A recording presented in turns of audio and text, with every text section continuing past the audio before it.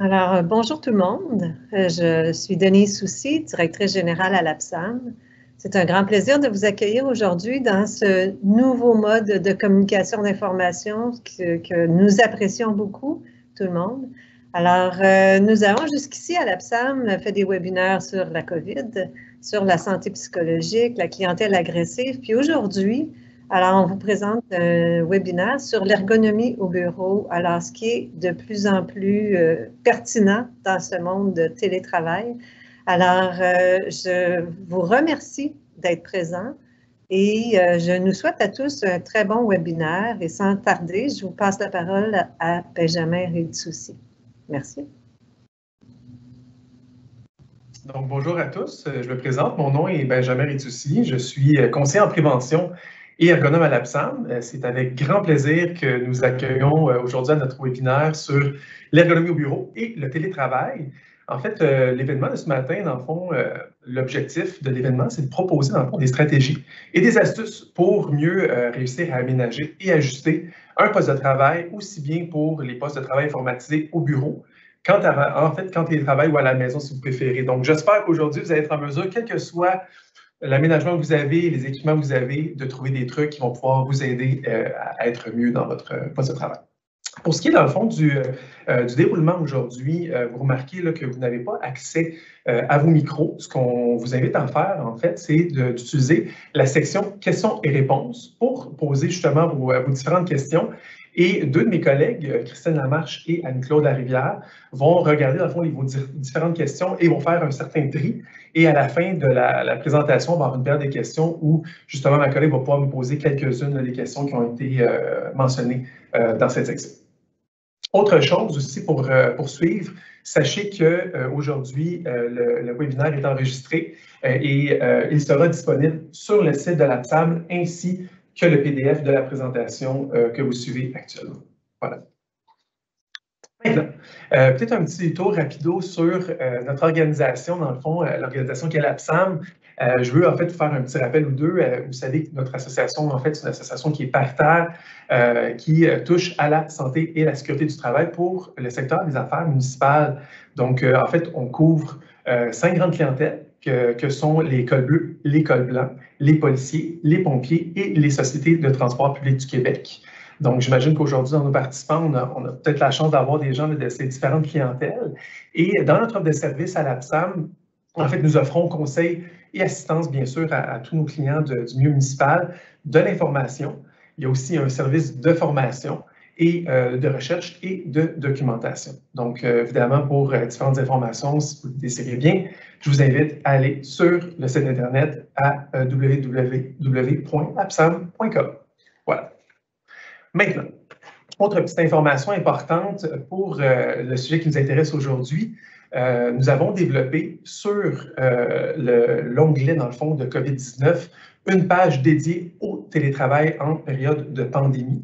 Donc, c'est un des lieux sur lesquels vous allez pouvoir trouver de l'information pertinente associée au sujet d'aujourd'hui.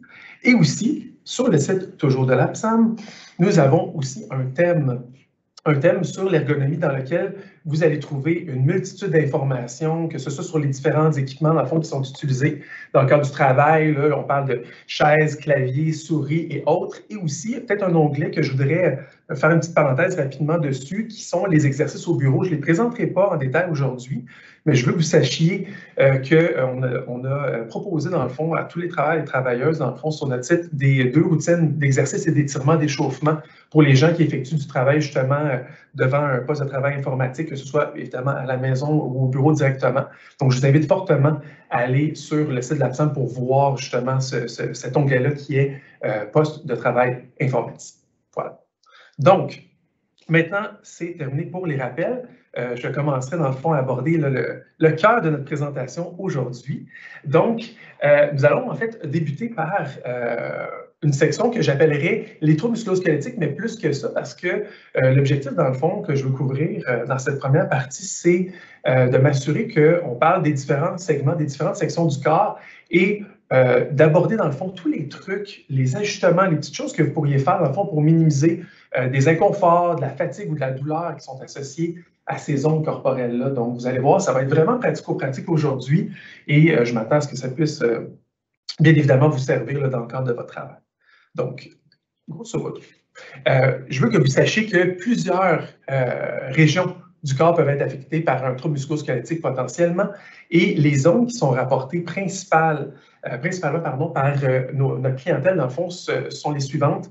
La ceinture scapulaire, donc tout ce qui touche à la base du cou, le haut du dos, les épaules, bien évidemment la partie du bas du dos, la partie lombaire, ainsi que les membres supérieurs, mais plus spécifiquement, souvent ce qui est mentionné sont les enjeux au niveau des coudes et des poignets. Maintenant, on vous présente en fait à l'écran une diapositive, je pense, qui est vraiment importante, puis on doit prendre quand même un certain temps pour la présenter de façon adéquate.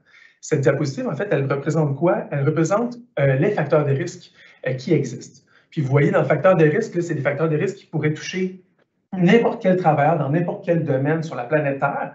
Mais si, mettons, on l'aborde dans une optique plutôt d'ergonomie au bureau, donc de travail devant un poste informatique, on va regarder dans le fond quels sont les facteurs de risque qui ressortent plus, qui sont importants potentiellement là, pour nous dans le cadre de la présentation aujourd'hui. Donc, grosso modo, si on commence par le premier, on va parler de la répétition. Vous avez peut-être aussi entendu d'autres synonymes que sont les gestes répétitifs ou mouvements répétitifs, mais je pense que c'est important de le mentionner. Oui, on en fait, c'est sûr et certain. On va surtout parler dans le fond du travail au niveau du clavier, le travail au niveau de la souris, donc les mouvements dans le fond qu'on va faire de façon très, très fréquente dans le cadre du travail. Deuxième facteur de risque qui peut ou pas être important dans le cadre du travail au bureau, c'est tout ce qui touche à la cadence. Donc, est-ce qu'on a une cadence pas imposée? C'est sûr qu'on n'est pas dans une industrie, je donne par exemple là, une industrie dans une chocolaterie où il y a une machine, un convoyeur qui nous amène des pièces de chocolat qu'on doit déposer dans une boîte avec une vitesse précise. Bien évidemment, on est dans un travail qui est beaucoup plus qualitatif, mais quand même, dans certaines phases de votre travail, tout dépendant de votre fonction, dans votre organisation, la cadence, elle pourrait être plus ou moins élevée. Ça peut aller par cycle, ça peut aller par jour de la semaine, ça peut aller par semaine, ça peut aller par période de l'année. Je donne souvent l'exemple, dans le fond, des gens qui sont en comptabilité, qui s'occupent, mettons, de fermer l'année. Donc, ils ont des phases dans l'année qui peuvent avoir des cadences importantes. Donc, c'est à retenir que oui, quand la cadence, elle augmente plus, c'est un facteur de risque potentiel au niveau des troubles musculo-squelettiques. Ensuite, pour la force, je vous dirais, c'est peut-être moins présent dans le cadre de gens qui vont travailler devant un ordinateur parce que, bien évidemment, on n'a pas tant que ça à appliquer de la force. Par contre, certaines personnes vont aussi, en complément, faire des tâches de manutention. Des gens qui ont beaucoup de travail de rédaction de rapports qui sont à effectuer dans le cadre de leur travail, mais quand même, ils pourraient aussi avoir à se déplacer sur le terrain, déplacer des équipements, des mallettes, des valises, des boîtes, en fait, avec des équipements qui sont lourds. Donc, gardez quand même en tête tout ce qui touche à la manutention manuelle, qui est un autre sujet là, que je vais moins, évidemment, aborder aujourd'hui. Par la suite, prochain facteur de risque, un des plus importants que je pense qu'on doit absolument aborder, puis c'est vraiment une partie du cœur, en fait, de la présentation d'aujourd'hui, ce sont les postures et les mouvements contraignants. Évidemment, quelqu'un qui aurait un ajustement qui serait inadéquat sur son poste de travail, assurément aurait des postures ou voire des mouvements contraires dans le cadre de son travail. Donc, un des objectifs que je vous mentionnais plus tôt aujourd'hui, ce serait vraiment trouver une façon de les réduire au maximum. Ça ne veut pas dire que vous allez atteindre là, la position parfaite. Je pense qu'elle n'existe pas, la position parfaite, mais on voudrait vraiment trouver une façon d'optimiser la posture pour les réduire au maximum. Donc, vous allez voir, ça va être vraiment un objectif aujourd'hui à travers la présentation, comment on peut trouver une façon, dans l'ajustement, changer des positions au niveau soit de l'écran, de la chaise, du clavier, de la souris, de les réduire au maximum. Ensuite, autre facteur de risque qui n'est pas à négliger, c'est ce qu'on appelle le repos insuffisant. En fait, qu'est-ce qu'on veut dire par repos insuffisant? Bien évidemment, tout dépendant de comment vous travaillez, vos habitudes de travail, il y a des gens qui ont plus la capacité ou ils ont plus l'habitude de prendre des petits moments pour eux ou quoi que ce soit pour essayer de décrocher justement du travail là, pendant le quart de travail. Mais pour d'autres personnes, si on faisait un sondage, je pense que vous seriez d'accord avec moi, la grande majorité des gens, on ne prend pas nécessairement de pause suffisamment fréquemment dans le cadre du travail. Donc, quand je parle de pause, je parle de quoi en fait? Tout dépendant, dans le fond, aussi de si vous êtes syndiqué ou non syndiqué, si dans vos conventions collectives, on inclut aussi des pauses en avant-midi ou en après-midi. Donc, ça, c'est des pauses, évidemment, là, qui sont souvent établies, mais aussi la pause du dîner. Combien de personnes qui vont prendre leur dîner directement à leur poste de travail, qui ne vont pas arrêter leur exposition, en fait, à leur poste de travail, donc à leur posture assise de façon prolongée. Ça, c'est une chose. Puis aussi, je l'aborde quand même, le volet de la vie privée, je touche au repos quand même par rapport au sommeil. Les habitudes de sommeil, est-ce que j'ai quand même des habitudes de sommeil qui sont assez constantes, qui sont assez homogènes pour me permettre une récupération qui est adéquate pour revenir au travail puis avoir la possibilité, dans le fond, justement, de réparer mes structures qui ont été utilisées dans le cadre de mon travail pendant la journée. Donc, c'est vraiment le volet du repos, là, quand même, de retenir que c'est un facteur de risque, les gens qui ne prendraient pas le temps d'avoir une récupération suffisante dans le cadre de leur travail et de leur vie. Ensuite, vous voyez qu'on a mis quand même quelques petits éléments supplémentaires là, dans le bas de la diapositive qui sont, encore une fois, à ne pas négliger. Le premier point, c'est ce qu'on appelle les pressions locales sur les tissus. Donc, qu'est-ce qu'on veut dire par là? Bien, je pense que la plupart des gens présentement, là, vous devez être assises là, sur une chaise en écoutant la présentation. En fait, qu'est-ce qu'on veut dire par pression locale? Bien, on touche en fait à certaines zones plus particulières. Je parlerai maintenant du dessous des cuisses, des fesses et du dos, en fait, parce que, veux pas, dès que je vais être assis, bien, je vais compresser, dans le fond, ces zones-là corporelles. Et qu'est-ce que ça a comme effet potentiel? Bien, ça va réduire la capacité de la circulation sanguine dans ces zones-là. Donc, évidemment, s'il y a un ajustement qui est inadéquat, entre autres par rapport à la chaise plus particulièrement, parce que c'est surtout les zones où on voit des pressions locales, mais on pourrait aussi parler des membres supérieurs au niveau des avant-bras, au niveau des poignets potentiellement, ça peut être un enjeu. Donc, évidemment, on va se dire comment je peux réajuster ma chaise pour les réduire, en fait, ces pressions locales-là. Et un des objectifs, encore une fois, aujourd'hui, par des recommandations, des trucs, je vais essayer de les diminuer, dans le fond. Donc, vous donner des idées pour vous ajuster de façon adéquate pour réduire cet enjeu. Le point suivant, c'est les postures statiques. Je pense que c'est un élément qui est majeur, vraiment très, très important à souligner en ergonomie au bureau ou en télétravail, parce que, veut pas, on maintient sur de longues périodes souvent là, des postures dans le cadre de notre travail. On disait qu'il y avait quand même des gestes répétitifs, il y a du mouvement évidemment dans le cadre de notre travail, surtout au niveau des mains, un peu des membres supérieurs, entre autres, là, pour l'utilisation de la souris. Mais sinon, de façon globale, notre corps reste statique. Sachez une chose, c'est important de le mentionner, le travail assis sur une longue période statique, c'est un facteur de risque autant que la posture debout prolongée. Donc, c'est certain qu'on veut trouver une façon de briser, dans le fond, ce statisme-là, et il existe différentes recommandations potentielles qu'on va aborder un petit peu plus tard dans la présentation, mais c'est majeur, puis je vais vous le présenter plus en détail, dans le fond, les avantages et inconvénients du travail statique et les avantages et inconvénients du travail dynamique plus. Pour le volet autre, en fait, évidemment, il existe d'autres facteurs de risque là, dans le cadre du monde du travail. On pourrait parler de la vibration du corps entier, la vibration de main-bras. En fait, là, il y a différents facteurs de risque qui existent, qui nous touchent moins, bien évidemment, au cours du nouveau bureau, mais il y a aussi des facteurs aggravants, peut-être, qui seraient à mentionner rapidement. Entre autres, la température. Je pense que c'est un élément souvent que les gens se posent comme question.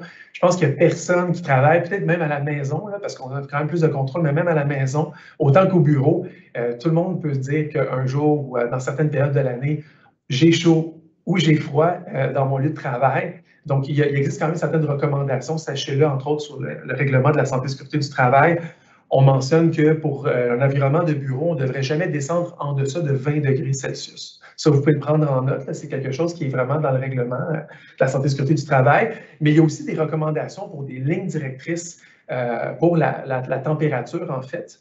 Et ce qu'on mentionne, en fait, c'est que l'été, dans un monde idéal, on essaierait de ne pas dépasser une température qui pourrait aller jusqu'à 24,5 degrés Celsius, parce qu'on est plus habitué à évacuer la chaleur en s'adaptant à l'été. Et pour l'hiver, idéalement, de toucher à peu près dans les 22, grosso modo, pour avoir un confort. Puis c'est vraiment encore là dans la courbe générale pour les gens. C'est sûr qu'il y a des gens qui vont dire « Ah, c'est encore trop chaud, c'est encore trop froid », mais disons que c'est des lignes directrices qui sont proposées, qui sont intéressantes pour les gens. Donc, je voulais juste vous le mentionner parce que souvent, c'est une question qui m'est posée.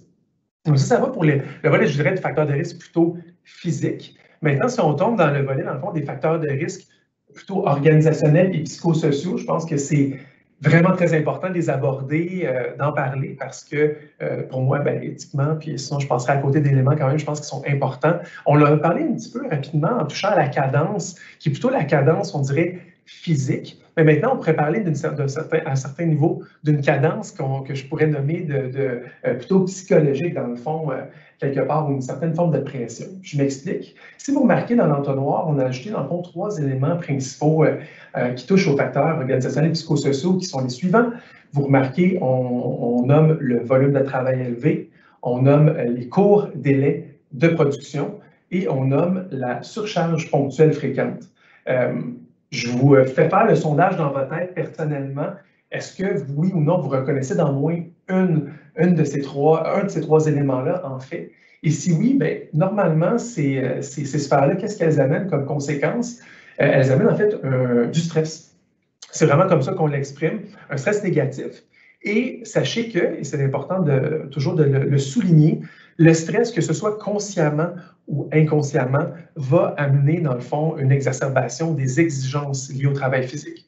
Qu'est-ce qu'on veut dire par là, en fait? C'est que consciemment ou inconsciemment, on va être crispé, on va être tendu. Donc, il y a un ajout supplémentaire au niveau du corps à cause d'éléments qui sont plutôt psychologiques, en fait. Là. Donc, la perception de mon volume de travail, j'ai l'impression que mon volume de travail est trop élevé, j'ai l'impression d'avoir une certaine pression parce que justement, j'ai des courts délais de production ou de temps en temps, j'ai une surcharge qui arrive sur mon bureau par courriel et là, j'ai l'impression d'être un petit peu là, envahi par ce travail-là. C'est vraiment de ça qu'on parle ici. Donc, c'est important quand même de le souligner, de le mentionner, de voir est-ce que c'est quelque chose qu'on peut potentiellement discuter avec notre supérieur immédiat de ce monde, si ça veut devenir vraiment un enjeu majeur dans le cadre de notre travail. Mais c'est important de le garder en tête. Oui, ce volet-là aussi peut amener des problématiques physiques potentielles. Donc, c'est pour le volet, dans le fond, des facteurs organisationnels et psychosociaux. Maintenant, je vous l'ai mentionné il y a quelques instants, je voulais faire un petit moment, dans le fond, je vais parler un petit moment sur le travail musculaire dynamique et statique. Pourquoi je veux en parler, en fait? Parce que, veux pas, quand on va parler de travail dynamique, on a quand même des avantages qui sont majeurs. Et dans le cadre de notre travail devant un ordinateur, devant un bureau, bien, la grande majorité du temps qu'on va passer, on va passer dans un travail qu'on appelle plutôt statique. Donc, c'est plutôt sédentaire comme travail. Donc, c'est sûr que pour les gens qui sont beaucoup en mouvement, qui ont beaucoup à se déplacer, ou des gens qui ont, à l'époque, peut-être, on va dire pré-pandémie plus, avaient beaucoup de réunions physiques où il y avait à se déplacer dans l'organisation, dans leur bureau, bien, ça amenait dans le fond un travail dynamique. L'avantage du travail dynamique, c'est quoi? C'est que le fait de faire des contractions, des relâchements de muscles, donc l'équivalent un peu, si vous voulez, de quelqu'un qui marche, bien, ça permet d'avoir une circulation sanguine qui est efficace. Donc, autant que je peux mieux nourrir, dans le fond, mes muscles qui sont sollicités dans le cadre de ce travail-là, mais autant que je peux aussi évacuer les déchets associés à la contraction musculaire. Donc, il y a vraiment un bénéfice quand même majeur qui est associé au travail dynamique. Dans le cas contraire, au niveau du travail statique, qui nous intéresse, nous, évidemment, parce qu'on est exposé à un travail qui est plutôt statique dans le cadre de nos fonctions devant un ordinateur, l'enjeu qu'on a, c'est que dès qu'on va avoir une certaine contraction musculaire, on va réduire, voire pas éliminer, là, je dirais peut-être pas bloquer, mais on va réduire de façon significative la capacité de circulation sanguine dans les muscles qui sont plus touchés. Souvent, on le disait un petit peu plus tôt, là, au niveau de la ceinture scapulaire, le cou, le haut du dos, les épaules, parce qu'elles sont, ces muscles-là sont constamment contractés pour maintenir notre posture, pour effectuer notre travail à l'ordinateur, que ce soit au niveau du clavier, au niveau de la souris. Donc, l'impact négatif de cette contraction-là continuelle, c'est que, évidemment, je nourris moins mon muscle et encore une fois, je nettoie aussi moins mes muscles en tant que tels. Donc, oui, il peut y apparaître fatigue, inconfort, douleur potentiellement dans le cadre du travail à l'ordinateur. Et pour ce faire, ce qu'on recommande dans le fond, c'est comme de base, je pense que vous devriez vraiment mettre en pratique et vous y habituer, ce sont les micro-pauses. Et j'aimerais parler dans le fond de la notion de micro-pause, c'est vraiment important. En général, on le recommande de le faire environ pendant une vingtaine de secondes environ aux 20 minutes. Donc, ce que je vous inviterai à faire, tout le monde qui est devant la présentation présentement, je vous inviterai à vous lever. Vous levez debout dans le fond pendant une vingtaine de secondes et si vous ressentez l'inconfort à certains endroits au niveau de votre corps, que ce soit au niveau du cou, au niveau des épaules, vous pouvez faire en plus pendant votre micro-pause debout. Donc, le fait de se lever déjà qui fait du bien, améliorer la circulation sanguine dans les jambes et tout. Faire certains petits mouvements d'épaule, petits mouvements de cou dans le fond pour permettre une relaxation et une circulation sanguine qui est meilleure. Donc, c'est comme si on générait un travail dynamique de muscles qui était plutôt en mode statique pendant un bon bout de temps. Je vous le dis, il y a des bénéfices vraiment importants Et le fait de changer de posture, de passer d'une posture assise à une posture debout, ce qu'on appelle dans notre jargon les changements orthostatiques, bien, ça augmente légèrement votre fréquence cardiaque et votre tension artérielle. Donc, c'est vraiment plus efficace au niveau de la circulation sanguine, encore une fois. Donc, ça devrait vous donner des bénéfices évidents. Donc, pour ceux qui l'ont effectué pendant le 20 secondes, je vous inviterai tranquillement à vous rasseoir pour qu'on puisse poursuivre la présentation. Donc, ça, c'est pour le travail statique et dynamique. Maintenant, diapositive, encore une fois, que je pense qui est importante et qui fait suite, en fait, à ce que je viens de vous mentionner. On parlait, dans le fond, là, des enjeux au niveau de la posture assise. Pourquoi aussi il y a des bénéfices de se lever de temps en temps? C'est que, si vous remarquez bien, dans le fond, on veut présenter ici, dans cette diapositive-là, la pression qui est exercée au niveau des disques. Plus spécifiquement, ici, on pointe le disque qu'on appelle L5-S1. Qu'est-ce que ça veut dire, L5-S1, rapidement? Bien, en fait, c'est le disque qui est entre la cinquième vertèbre lombaire et la première sacrée. Donc, c'est vraiment le disque intervertébral qui est dans le bas complètement de votre dos. C'est vraiment le point, si vous voulez, de pivot au niveau de votre tronc, donc la capacité, dans le fond, de mouvement du tronc. Et vous remarquerez que ce qui a été effectué, c'est qu'on a voulu mesurer quelle est la pression réelle qui est exercée sur ce disque-là dans différentes postures assises. Donc, si vous remarquez pour quelqu'un qui est assis, je dirais plutôt là, dans une position neutre, 90 degrés, grosso modo, on a une pression là, de 425 newtons. Puis plus on avance, plus la personne est dans une position où elle est fléchie tranquillement vers l'avant, donc avancée, plus on remarque qu'il y a une augmentation quand même assez importante de la pression dans ce disque-là. Et je vous amène à la note qui est inscrite en dessous des 4 dessins. On lit que la pression intradiscale en posture debout, elle est à 325 newtons. Qu'est-ce que ça nous dit dans le fond d'important? C'est que si je suis assise sur une chaise, j'ai à peu près 1/3 de plus de compression dans le bas de mon dos. Donc, le bénéfice aussi de se lever de temps en temps, d'effectuer les micropauses, c'est aussi de réduire cette pression-là qui existe dans le bas du dos. Évidemment, si on a un bon ajustement de la chaise, déjà, c'est un peu moins pire, mais quand même, c'est connu et c'est démontré qu'il y a un enjeu associé à la posture assise de façon prolongée. Donc, je renforce dans le fond ma recommandation. Effectuez vos micropauses. Prenez des pauses debout si possible. Si vous avez des pauses en avant-midi ou en après-midi ou sur l'heure du dîner, allez marcher. Donc, générer du dynamique dans le cadre de votre travail, ça va aider énormément. Puis pour toutes les personnes qui ont déjà des douleurs dans le bas du dos, pour eux, c'est d'autant plus important. Vous allez ressentir ce relâchement-là qui est associé dans le fond au changement de posture. Donc, mon petit laïus à ce niveau-là. Maintenant, prochaine diapositive, en fait, on va aborder le bénéfice d'utiliser l'appui, dans le fond, le dossier d'une chaise. Ça peut paraître un peu simpliste là, de cette façon-là, de dire à quoi ça sert un dossier, dans le fond, d'une chaise. Il y a quand même des bénéfices, il y en a plusieurs. Puis surtout, pour quelle raison une personne n'utiliserait pas le dossier de sa chaise? Donc, si vous regardez, on a deux différentes postures avec et sans appui. Et les raisons, dans le fond, qui font que les gens souvent n'utilisent pas le dossier sont les suivantes. Peut-être un des premiers points, je pense, qui revient très fréquemment, c'est la vision, la vue. En fait, quelqu'un qui va avoir une baisse, même une baisse légère de la vue, qu'est-ce qu'il va avoir tendance à faire? Il va avoir tendance à légèrement s'incliner vers l'avant pour compenser, pour faire justement le focus, parce qu'il n'arrive plus à voir de façon adéquate, dans le fond, son écran. Donc, à ce moment-là, qu'est-ce que je fais? Évidemment, je perds mon dossier. Ça, c'est un premier point. Deuxième point aussi qu'on remarque, qui n'est pas nécessairement bien indiqué au niveau des dessins, mais c'est quelque chose aussi qui est souvent rapporté, c'est que des gens qui utilisent une chaise qui est trop profonde, dont l'assise, en fait, elle est trop profonde. Et si je veux vraiment m'asseoir dans le fond de ma chaise, la problématique, c'est que l'assise, donc le bout de l'assise à l'avant, va venir créer une compression à l'arrière de mon genou. Donc, naturellement, qu'est-ce que les gens font? Ils vont légèrement s'avancer dans leur assise pour éviter la compression au niveau de l'arrière du genou et, encore une fois, vont perdre leur dossier. Donc, ça fait partie là, de certaines raisons là, qui amèneraient quelqu'un à ne pas utiliser le dossier. Pour moi, c'est majeur parce que le dossier a une importance quand même très grande. Sinon, on dirait à tout le monde, vous pouvez vous asseoir tout le monde sur un banc ou on ne proposerait pas, dans le fond, une chaise avec un dossier. Le dossier, en fait, il y a deux avantages principaux. Le premier, dans le fond, c'est de permettre, dans le fond, qu'une partie du poids de votre corps, donc de votre tronc, de votre cou, de votre tête, de vos membres supérieurs, entre autres, puisse être déchargé dans le dossier. Qu'est-ce que ça donne comme avantage réel? C'est que si je m'allège au niveau de l'assise, parce qu'il y a une partie de mon poids qui passe par le dossier, ça veut dire que la pression que j'applique Sur mes fesses, sur mes cuisses, elle est moins grande. C'est comme si j'étais plus léger, plus légère au niveau de ma chaise. Donc, il y a un avantage automatique sur la circulation sanguine au niveau des jambes. Le deuxième point, en fait, c'est surtout associé à un ajustement qui est adéquat du dossier, puis la hauteur du dossier. Puis pour moi, c'est vraiment important. Si vous me permettez, en fait, je vais vous le montrer dans le fond à l'écran. On va mettre la caméra en grand pour le voir de façon plus adéquate. Je vais me reculer juste pour vous montrer, en fait.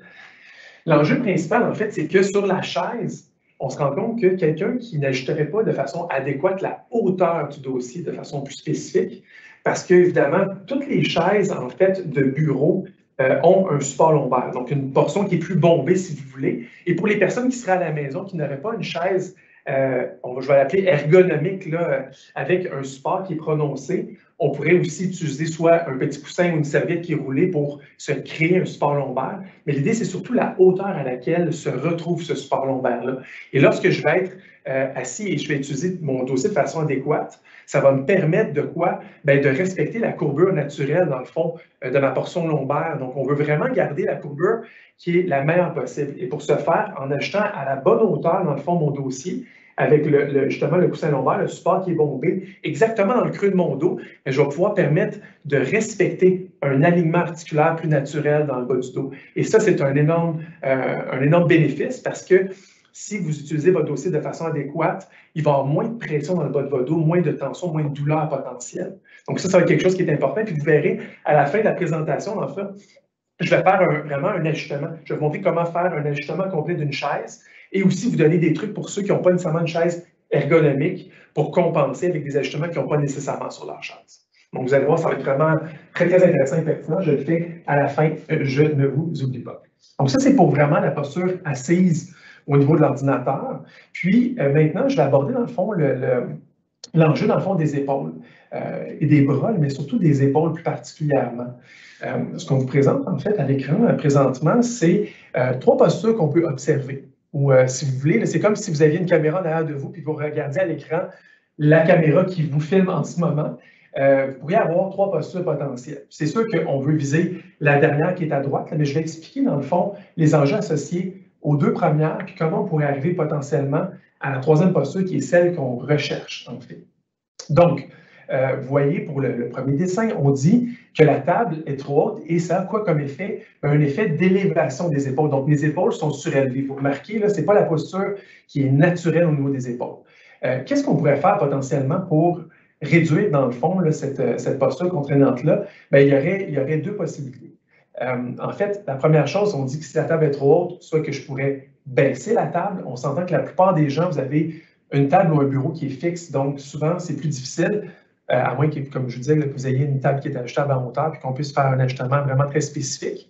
Sinon, aussi pour les autres personnes qui utiliseraient un support à clavier qui est ajustable en hauteur, évidemment, au lieu d'avoir les épaules trop hautes, parce que vous travaillez aussi sur les accoudoirs, vous pourriez baisser vos accoudoirs pour aller rechercher une bonne posture dans laquelle vous avez vraiment les épaules qui sont relâchées complètement. Ça serait important. Autre chose que vous pouvez faire pour les gens qui travaillent sur la surface de travail directement, ça serait d'augmenter la hauteur de la chaise. Donc, en partant d'une posture où j'ai les épaules vraiment rehaussées et je lève ma chaise, bien, je vais pouvoir dégager tranquillement mes épaules et arriver à une posture qui est relâchée, où je n'ai pas de contraction musculaire continuelle au niveau de mes épaules, au niveau de mon cou, en fait. Précisément, vraiment, c'est les trapèzes supérieurs, effectivement, qui sont contractés et ça me permettrait, dans le fond, de diminuer l'inconfort, la fatigue, voire la douleur. Donc, ça, c'est un des premiers points. Ceux qui n'auraient pas une chaise ergonomique qui est ajustable en hauteur, je sais qu'il y a certaines personnes qui se sont trouvées en télétravail, des fois, ils sont à la maison, j'ai juste une chaise de cuisine avec une table de cuisine. À ce moment-là, ça serait peut-être potentiellement d'utiliser soit un coussin, quelque chose pour se rehausser sur la chaise si la chaise ne nous permet pas d'avoir une hauteur suffisante pour avoir les épaules complètement relâchées. Vous remarquez aussi la conséquence qui est associée, dans le fond, c'est le pourcentage d'utilisation des muscles. Si vous regardez, dans le fond, dans le bas de la diapositive, on a noté, c'est quoi le pourcentage d'utilisation des muscles approximatifs des trapèzes supérieurs, qui sont les muscles justement au niveau du cou, et des deltoïdes, qui sont les muscles au niveau des épaules. Puis vous remarquez que pour une table qui est trop haute, ou en tout cas, du moins quand on a les épaules qui sont trop surélevées, on va chercher un pourcentage qui est très élevé au niveau des trapèzes. Donc, c'est vraiment ça qu'on désire diminuer. Maintenant, pour le dessin du centre, en fait, les gens vont me dire, ben moi, j'ai les épaules trop hautes, mais regarde, si j'écarte les bras, ça me permet de diminuer, dans le fond, mes épaules, la hauteur de mes épaules, puis ça me les relâche. Oui et non. C'est vrai que ça diminue, vous le remarquez avec les pourcentages, la contraction musculaire au niveau des trapèzes supérieurs qui descend à 9 %, mais quand même, vous allez augmenter aussi l'utilisation, dans le fond, de vos deltoïdes, donc des muscles des épaules. Sachez que le chiffre magique qu'on veut atteindre, là, puis vous remarquez les pourcentages qui sont notés, c'est à peu près 3 %. Puis je m'explique, je fais une petite parenthèse sur le 3 % parce que d'après les études, ce qu'on remarque, c'est que si on descend à 3 % environ, là, on pourrait dire 5 % de faire un chiffre rond, mais plus 3 % et moins de contraction musculaire, que ce soit au niveau des deltoïdes, au niveau des trapèzes supérieurs, on n'a pas un effet négatif sur la circulation sanguine. Donc, le muscle n'est pas suffisamment contracté fortement pour écraser les vaisseaux sanguins, donc diminuer la capacité justement d'apport sanguin et aussi de nettoyage du muscle. Donc, c'est pour ça qu'on dit qu'on veut viser à 3 % et moins le plus possible. Et même dans la position où j'ai les épaules relâchées, mais j'ai les coudes larges, donc j'ai une abduction au niveau des épaules, donc les coudes qui sont éloignés de mon corps, on a encore une problématique potentielle. Donc, si vous remarquez, dans le fond, dans le dernier schéma complètement à droite, ben, c'est la position qui est optimale, en fait. Ce qu'on vise, en fait, là, puis que c'est des points de repère qui sont faciles à retenir. Si je réussis à effectuer un bon ajustement, dans le fond, de la hauteur de ma chaise ou de mon poste de travail ou d'un tiroir ou d'un support à clavier potentiellement qui est ajustable en hauteur. Mais en fait, je vais aller rejoindre deux éléments. Le fait que mes épaules sont complètement relâchées, donc il n'y a aucune contraction musculaire dans mes épaules. Elles sont dans un angle qui est naturel. Quand je suis au repos, là, je ne force pas, je laisse mes bras tomber le long de mon corps, c'est le même angle qui est utilisé quand je suis appuyé sur mes accoudoirs ou directement sur la surface de travail. Et même chose pour les coudes, c'est important. Plus mes coudes sont près, collés en fait près de mon corps, moi aussi je vais avoir de contraction au niveau de mes deltoïdes. Donc vous remarquez le pourcentage qu'on réussit à atteindre dans une position où j'ai les épaules relâchées et les coudes près du corps. Là, on est à 3 % et moins. Donc on ne génère pas dans le fond la notion de ce qu'on appelle l'ischémie, donc la diminution de la capacité de circulation sanguine. Donc on n'a pas les effets négatifs de cette petite contraction musculaire-là. Donc, c'est vraiment ce que vous devriez atteindre dans votre ajustement. Puis, vous allez voir, de toute façon, à travers l'exercice qu'on va faire plus à la fin, on va revenir sur l'ajustement potentiel au niveau des accoudoirs, au niveau de la hauteur, de l'angle, tout ça, de la chaise. On va vraiment la regarder en détail pour arriver à cette position-là qui serait la position optimale. Voilà. Maintenant, autre petit point de repère, je pense, qui est important à retenir, ça ne veut pas dire qu'on va arriver à la posture parfaite là, du 90-90-90. Pour moi, en fait, je n'aurais même pas utilisé le mot parfaite. Ce n'est pas nécessairement la posture parfaite, mais une posture optimale. Sachez qu'après l'ajustement de votre poste, en fait, si vous travaillez sur la surface de travail directement, donc sur le bureau, là, vous avez les bras qui sont déposés sur votre bureau ou votre table de travail, vous n'atteindrez jamais 90 degrés. Là, vous allez toujours avoir les bras légèrement vers l'avant. C'est normal. Donc, d'accepter un angle, dans le fond, au niveau de l'épaule, donc la flexion vers l'avant, jusqu'à 25 degrés, ce n'est pas du tout un problème. Si on était comme au-delà de 25-30 degrés, là, on commencerait potentiellement à voir justement l'ischémie qu'on parlait tout à l'heure, la contraction musculaire qui serait augmentée, et là, il pourrait y avoir des enjeux au niveau des épaules. Mais si vous respectez cet angle-là de 90 à plus 25, plus 25-30, mettons, degrés vers l'avant, il n'y a aucun problème, ça fonctionne très bien. Même chose si on regarde quelqu'un, dans le fond, de dos, au lieu de côté. Si on regarde au niveau de l'abduction de l'épaule, je vous disais tout à l'heure, plus les coudes sont près du corps, mieux c'est. Mais si vous ne réussissez pas à atteindre, dans le fond, cette posture là, de vraiment les coudes collés complètement sur le corps, un 15 à 20 degrés, comme on le voit à l'écran, c'est encore tout à fait respectable. Surtout pour les gens qui vont utiliser les accoudoirs, qui ont une chaise qui utilise des accoudoirs. Puis en général, les gens qui utilisent des accoudoirs, c'est vraiment des gens qui travaillent avec un tiroir ou un support à clavier devant la surface de travail, parce que les gens qui sont directement sur la surface, si vous travaillez sur votre table directement, l'avantage, dans le fond, c'est que la surface de travail, c'est comme un accoudoir pleine largeur. Ça fonctionne pour toutes les largeurs d'épaule de n'importe qui. Tandis qu'une chaise, ça peut arriver qu'une chaise soit un peu large pour une personne, surtout les personnes qui sont un peu plus minces, un peu plus menues. Et à ce moment-là, il va peut-être rester un certain angle au niveau de l'épaule, mais encore une fois, dans les 15 à 20 degrés, c'est tout à fait raisonnable et c'est respectable, puis vous ne devriez pas avoir d'enjeu de douleur ou d'inconfort. Donc, ça vous permet vraiment d'avoir un point de repère qui est efficace. Voilà. Maintenant, pour ce qui touche à la souris, Un autre élément, je pense, qui est important à mentionner, vous remarquez dans le fond là, à différents niveaux là, sur en fait, les différents schémas, les différents dessins qu'on a à l'écran.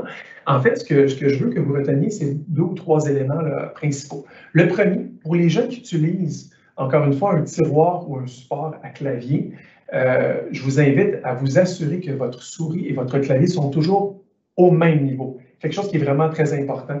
Vous remarquez qu'il y a quelqu'un qui aurait un tiroir à clavier ou un support à clavier qui est trop mince. Donc, lorsque je dépose, dans le fond, mon clavier, je n'ai plus d'espace pour travailler avec ma souris potentiellement au niveau du tiroir ou du support à clavier. C'est un problème parce que les gens vont mettre à ce moment-là leur souris sur la surface plus haute. Et là, ce mouvement-là, justement, le fait de surélever le bras pour aller utiliser la souris plus loin et plus haut, ça va générer nécessairement de l'inconfort, de la fatigue ou de la douleur au niveau de l'épaule. Donc, c'est quelque chose qui est vraiment évité. Normalement, on donne une idée de grandeur à peu près là, 28 pouces pour les impériaux et 72 cm pour les métriques, qui sont la largeur minimale recommandée environ là, pour un tiroir à clavier ou un support à clavier. Si vous n'avez pas ça, honnêtement, au lieu de le changer pour le changer, si vous avez assez d'espace sur votre poste de travail, moi, je vous encourage à ce moment-là à aller travailler directement sur la surface pour être sûr que, comme je vous répète, le clavier et la souris soient à la même hauteur. Autre chose aussi qui est importante à mentionner, c'est qu'il y a aussi des enjeux sur la largeur. À quelle distance, en fait, je vais positionner ma souris par rapport à mon clavier? Si vous permettez juste de revenir à la diapositive avant, juste pour compléter. En fait, c'est que si vous utilisez un clavier pleine largeur, puis je vais me permettre, si vous voulez, juste me mettre à la caméra pour bien le situer pour que tout le monde puisse bien le voir. Je vais juste baisser ma caméra pour que vous puissiez voir, dans le fond, le poste de travail avec un clavier qui est pleine largeur ici. Okay? Moi, j'ai un clavier un petit peu plus court ici, mais ici, j'ai un clavier qui est pleine largeur. Et l'enjeu qu'on a, c'est que la plupart des gens, quand vous travaillez, qu'est-ce que vous faites? En fait, vous positionnez la souris et le clavier à peu près les deux ensemble, comme si c'était un morceau en plein centre. Okay? L'enjeu que ça a, en fait, c'est quoi? C'est que, premièrement, bon, la souris, elle est quand même relativement bien positionnée par rapport à mon bras. Là. En fait, je serais plus avancé, là, je serais complètement, évidemment, là, appuyé complètement sur ma surface de travail, autant pour travailler au niveau de mon clavier que de ma souris. Par contre, le problème, c'est que pour les gens qui vont avoir à faire beaucoup de traitements de texte, il y a 2 enjeux majeurs. C'est que, premièrement, le centre de votre partie alpha, donc là, au niveau des lettres de votre clavier, n'est pas dans le centre de votre poste de travail. Donc, pour les gens qui ont à faire une longue période potentiellement de traitement de texte, vous êtes en train d'écrire un texte en fait ou rédiger quelque chose, ce que je vous recommande dans le fond, c'est de centrer la partie alpha de votre clavier pendant que vous êtes en train de faire ces tâches-là. Qu'est-ce que ça veut dire en fait? C'est qu'à ce moment-là, j'aurais tendance à vouloir tasser ma souris de côté ou la déposer ailleurs parce que je n'ai pas à l'utiliser pendant un certain temps. Et pour la période de rédaction, ce que je vous recommande de faire, c'est de positionner la lettre B, qui est la lettre centrale au niveau alpha, dans une même ligne avec votre nez. La lettre B est le centre de votre écran. Donc, en fait, le but, c'est quoi? C'est de s'assurer que les astres sont parfaitement alignés pour éviter de travailler avec les bras de côté. Vous remarquerez, si vous regardez votre poste de travail présentement, là, si vous commencez à écrire, pour les gens qui mettent leur souris et leur clavier en plein centre, là, vous allez remarquer que vous êtes toujours vers la gauche. Donc, vous allez voir que vos bras sont décalés, vos épaules, tout ça. Donc, à long terme, ça peut être problématique, puis ça peut générer de la douleur. Donc, c'est tout à fait correct de temps en temps d'avoir à tasser la souris pour bien se positionner pour la partie rédaction. Puis ensuite, au besoin, j'ai plus à réutiliser ma souris sur une plus grande période. Là, à ce moment-là, je peux ramener ma souris puis la repositionner pour être plutôt vis-à-vis mon épaule, justement, quand je vais l'utiliser. Donc, c'est quelque chose quand même que je voulais vous mentionner. C'est quand même très important. Parce que sinon, on est toujours en asymétrie, constamment lorsqu'on travaille. Ça pourrait générer des tensions, des douleurs, des problématiques. On est justement rendu à 9h40, on a un autre 20 minutes de fait. Je vous mentionnais tout à l'heure qu'on propose de faire des micro-pauses environ aux 20 minutes. Donc, je vous encourage, pour ceux qui le désirent, à vous lever encore une fois pendant un petit 20 secondes pour effectuer votre micro-pause pour poursuivre la présentation. Donc, je vais poursuivre dans le fond pour la prochaine étape. Je vais vous parler du cou. En fait, l'enjeu au niveau du cou, surtout les muscles, en fait, le haut du dos, peut-être quelque chose à retenir qui est important. Les gens, souvent, sous-estiment le poids le poids du cou, de la tête, pardonnez-moi. Elle est très lourde, la tête, et on a quand même des muscles qui ne sont pas nécessairement très puissants pour maintenir le poids de la tête. Et qu'est-ce que ça a comme impact potentiellement? C'est que dès qu'on va tomber dans des postures contraignantes au niveau du cou, là, à l'écran présentement, on voit quelqu'un qui est plutôt en flexion vers l'avant, mais il existe 4 postures contraignantes au niveau du cou qui peuvent être problématiques, bien évidemment, et dans un ajustement adéquat de votre poste de travail, on pourrait les réduire. C'est ce qu'on va vouloir faire. Donc, pour ceux qui ont fait la micro-pause, tranquillement, si vous voulez, vous pouvez vous rasseoir à votre chaise. Et je vais poursuivre en vous présentant justement les 4 postures contraignantes qui existent au niveau du cou. Donc, pour les éléments majeurs, en fait, qu'on va couvrir, si vous regardez, là, juste avoir une idée de grandeur, là, comment vous êtes positionné quand vous travaillez, ça se peut que dans certains cas, vous ayez à faire soit des flexions vers l'avant ou maintenir des flexions vers l'avant. Certaines personnes vont être plutôt en flexion latérale ou inclinaison, si vous voulez, au niveau de la tête. Même chose pour les torsions aussi, qui est toujours une posture contraignante. Et pour terminer, on a ce qu'on appelle l'extension, donc le fait d'incliner la tête vers l'arrière. Vous allez voir que dans la prochaine section, dans le fond de la présentation, mon objectif, ça va être de les couvrir, ces 4 postures contraignantes-là, et de voir de quelle façon on peut les réduire, voire les éliminer complètement, parce qu'elles sont normalement associées à un mauvais ajustement, que ce soit au niveau de l'écran, au niveau de certains documents qu'on va utiliser dans le cadre du travail, quoi que ce soit. Donc, on va essayer vraiment de bien les couvrir pour les réduire. Donc, pour commencer, en fait, première posture contraignante qu'on remarque, c'est l'extension.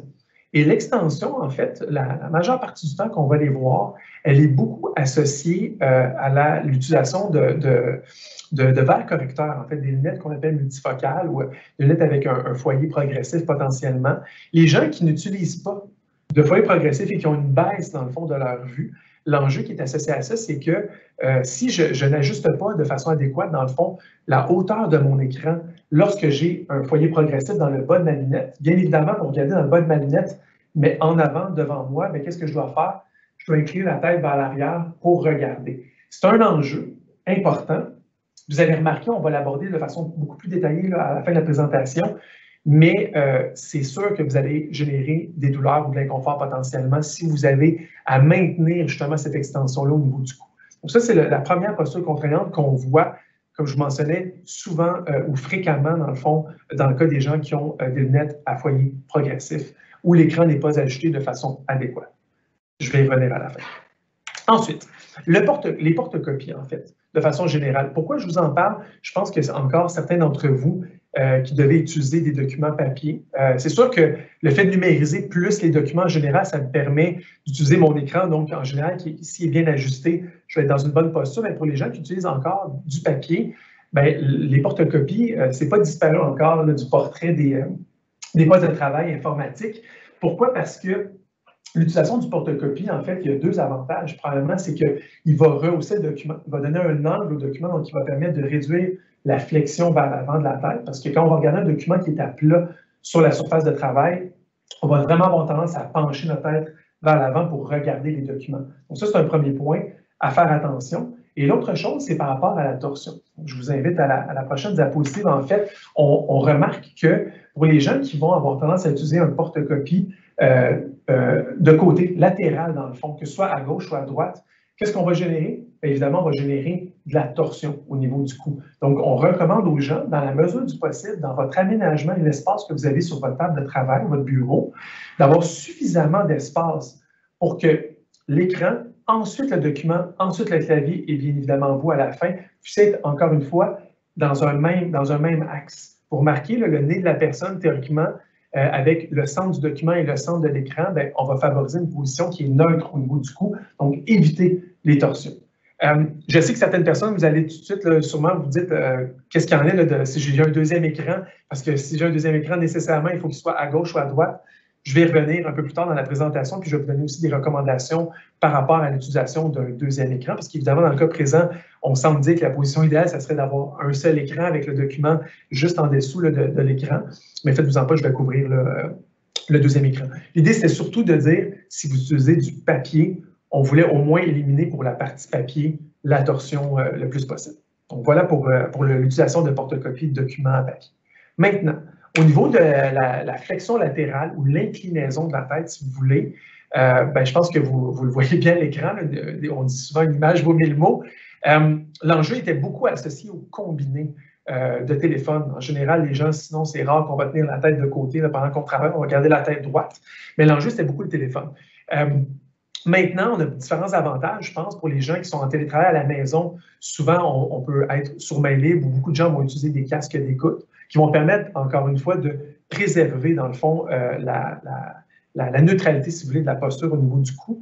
Mais au travail, on avait encore beaucoup de gens qui utilisaient les combinés. Puis évidemment, ce qu'on recommande, dans le fond, on dit les gens qui vont utiliser le téléphone et l'ordinateur, donc le clavier, la souris, de façon simultanée. Donc, ça veut dire que je tiens mon combiné avec mon épaule puis j'aurai à travailler. Bien, dès qu'on dépasse là, un 15 à 20, 15 à 30 minutes par jour, là, tout de suite, allez vers des écouteurs. Maintenant, on a la chance d'avoir beaucoup les gens qui vous achetez un cellulaire, vous avez des écouteurs que vous pouvez utiliser qui peuvent être branchés dans le fond directement ou un casque d'écoute carrément pour vous permettre de préserver une bonne posture de façon idéale. Si vous avez un bureau fermé, je vous le disais, main libre, tant mieux, c'est vraiment un avantage. Mais pour les gens qui n'ont pas cette capacité-là, le casque d'écoute maintenant, je pense que c'est rendu là, bien implanté dans le portrait québécois du 21e siècle. Donc, soyez très à l'aise de l'utiliser, c'est un bénéfice qui est évident.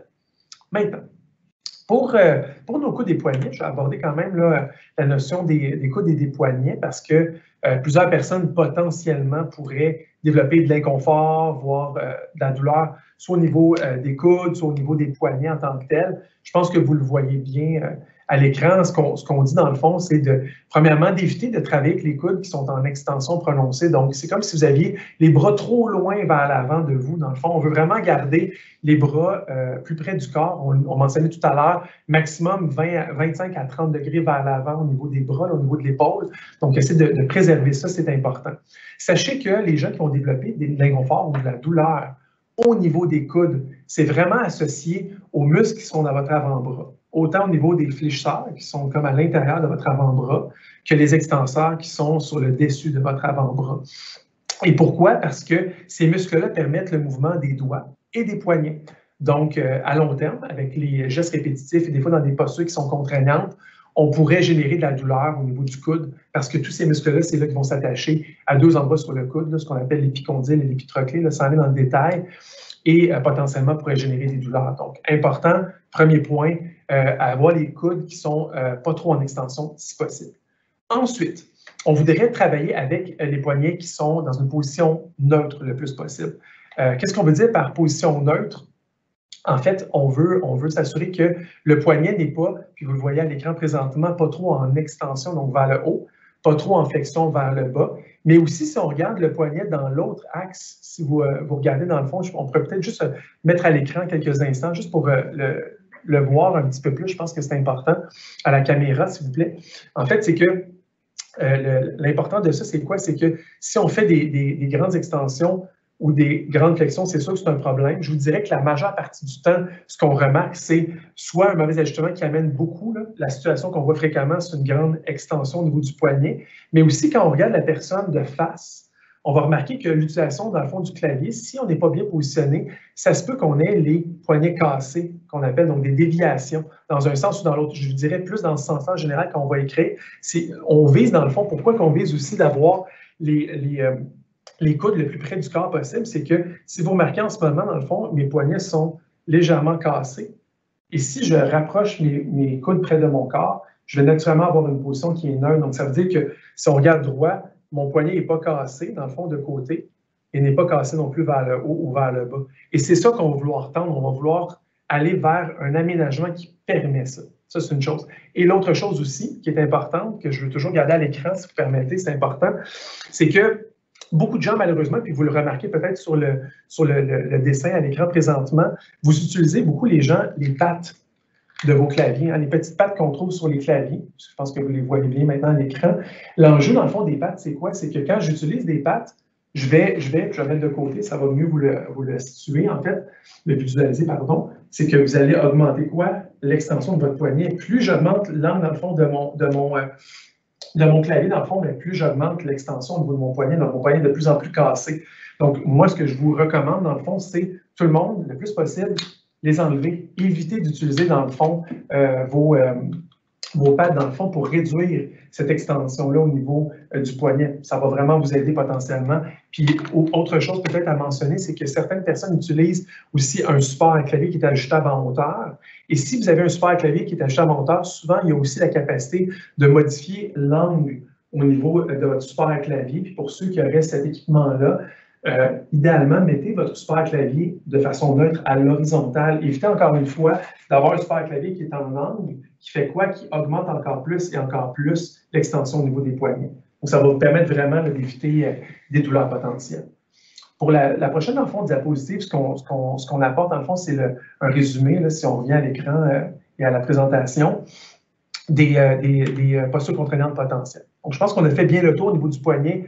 Se rappeler, dans le fond, je veux avoir un poignet le plus neutre possible.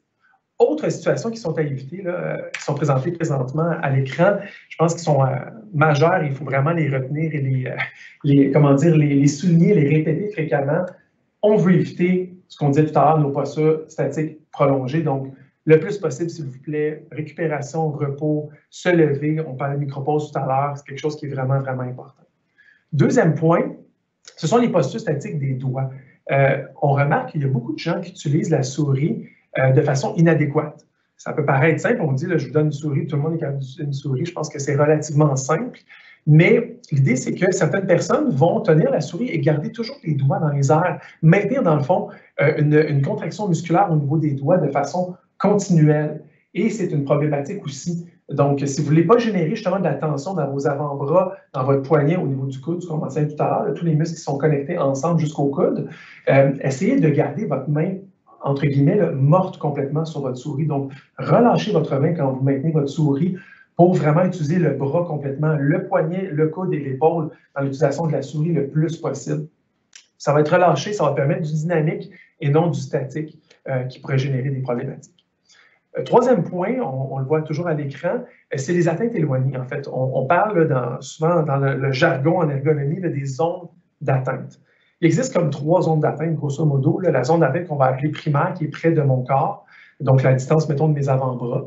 Ensuite, on va avoir la zone qui est secondaire, donc la longueur de mes bras, où j'ai accès toujours en restant appuyé sur mon dossier. Et la zone tertiaire, c'est quand j'ai à quitter mon dossier, comme on voit à l'écran, où je dois aller chercher des équipements qui sont loin. Donc, vous comprenez, je pense, que la logique, qu'est-ce qu'elle vous dit? Gardez les éléments, les équipements ou autres accessoires potentiellement que vous utilisez le plus près possible de vous pour y avoir accès facilement. Par contre, puis là, c'est comme ça a l'air contre-intuitif parce que c'est comme je me contredisais, mais non. Un élément peut-être qui serait à faire attention, c'est que aussi, des fois, je vois que les gens rapprochent tellement leurs choses d'eux que finalement, ils ne se lèvent jamais parce que tout est accessible facilement. Donc, un des exemples souvent que j'utilise, c'est l'imprimante. Pour ceux qui ont imprimé des documents, le fait d'avoir l'imprimante là, à distance, là, que je suis capable de me pencher de côté et d'aller chercher ma feuille en restant assis, pour moi, ça peut être une problématique. Je préfère à ce moment-là que les gens, surtout pour les imprimantes ou les classeurs, qui soient un peu plus loin, qui m'obligent à me lever pour y aller. Donc, ça me permet de faire quoi? Encore une fois, des micro-pauses, bouger, créer du dynamisme dans le cadre de mon travail pour éviter d'être beaucoup trop statique, beaucoup trop sédentaire. Donc, je ne sais pas si vous voyez un petit peu, là, essayer de trouver le juste milieu entre, oui, les équipements, mettons, j'aurais une calculatrice dans le cadre de mon travail que je voudrais utiliser. Oui, je voudrais l'avoir près de moi. Mais pour ce qui est, mettons, d'une imprimante ou des classeurs, ça pourrait être pertinent de légèrement les éloigner pour que ça m'oblige à me lever. Ça serait une belle recommandation à retenir. Ce que je mentionnais dans le fond par rapport à la première situation, ça serait d'éviter, de réduire en fait le plus possible l'angle entre votre écran et le visage de la personne. Donc, plus l'écran et le visage de la personne vont se rapprocher, si vous êtes dans cette situation-là, moins vous allez avoir de torsion autant du tronc que du cou. Donc, le réduire au maximum. Dans le cas qu'on voit là, on pourrait, mettons, mettre la personne peut-être dans le poste à 45 degrés ou quoi que ce soit. Donc, ça devrait pouvoir aider. L'autre élément qui est en bas à gauche, on en a parlé tout à l'heure, faites attention encore une fois aux documents papier, on l'a mentionné, s'il vous plaît, si vous avez des documents, utilisez un porte-copie, donnez un angle à votre document et surtout, mettez-le entre votre écran et votre clavier le plus possible. Si vous n'avez pas de porte-copie, vous êtes à la maison en passant, vous pouvez aussi utiliser un gros cartable, un genre de gros 3,5 pouces. Ça permet de déposer les documents dessus et générer un angle justement sur votre document. Ça vous permet encore une fois d'avoir une meilleure posture et surtout d'être vis-à-vis, dans le fond, votre poste de travail. La troisième situation, dans le fond, c'est l'utilisation des classeurs. Il y a beaucoup de gens, soit à la maison ou soit au bureau qui ont un bureau, dans le fond, qui est fait avec des classeurs intégrés. Mais l'enjeu de ça, c'est que, ben, deux enjeux, en fait, je vous mentionnais tout à l'heure, premièrement, parce qu'ils sont très près, j'ai moins tendance à vouloir me lever pour aller à mes classeurs, mais surtout, deuxièmement, je vais avoir tendance à m'exposer à des postures contraignantes importantes pour aller chercher des documents. Ça a l'air peut-être contre-intuitif, mais je vous recommande fortement, prenez le temps de vous lever, de vous agenouiller, puis d'aller chercher vos documents et ensuite d'aller vous rasseoir au lieu de faire des grandes flexions importantes parce que l'enjeu aussi du travail statique ou la posture assise prolongée, c'est que, ben, veux pas, mes muscles, ils ne sont pas beaucoup en activité au niveau du bas du dos, puis je voudrais ben, pas que vous risquiez, dans le fond, potentiellement, de vous blesser au dos parce que vous faites vraiment un grand mouvement vers l'avant. Donc, faites attention à ce volet-là, c'est important. Dernière situation qu'on présente ici, c'est le fait de se dire hey, mon bureau, ben, il est fait pour être assis. Hein? On le voit bien, je pense, dans le dessin. Mais hey, pourquoi je ne me lèverais pas debout et je ne travaillerais pas un petit peu debout, ça pourrait me faire du bien. Ben, la problématique qui est associée à ça, c'est qu'un bureau qui n'est pas fait pour travailler debout, donc un bureau qui serait entre autres ajustable en hauteur, ben, ça va vous générer, encore une fois, une flexion vers l'avant au niveau du tronc, puis aussi beaucoup de tension au niveau du cou. Vous remarquez que la personne doit maintenir le poids de sa tête parce qu'elle est penchée vers l'avant. Donc, faites attention, un bureau assis, c'est vraiment fait pour être assis. Donc, pour le compenser, ce qu'on recommande tout le temps, c'est quoi? Ben, c'est de faire des micro-pauses, veux pas. Donc, se lever de temps en temps, mais après se rasseoir pour poursuivre le travail en posture assise. Donc, voilà pour les 4 situations supplémentaires qu'on voulait aborder. Maintenant, ce qu'on va vous présenter dans le fond, c'est tout ce qui touche dans le fond à la vision au travail. En fait, je vais vous parler un petit peu de la vision parce que vous allez remarquer que la vision, elle est très importante et elle pourrait générer des problématiques potentielles justement là, au niveau de votre posture en tant que telle, particulièrement au niveau du cou. Vous remarquez en fait là, deux éléments principaux qu'on vous présente. On dit que la position naturelle des yeux, elle est de 15 à 20 degrés sous la ligne de regard ou sous l'horizon, si vous voulez. Et c'est vrai, puis c'est important de le comprendre parce que ça va tout de suite amener à de quelle façon je devrais ajuster mon poste de travail en conséquence. Donc, premier point, vous remarquez dans le fond sur le dessin que l'œil de la personne à l'écran, dans le fond, arrive exactement dans le haut, la partie plastique du haut de l'écran.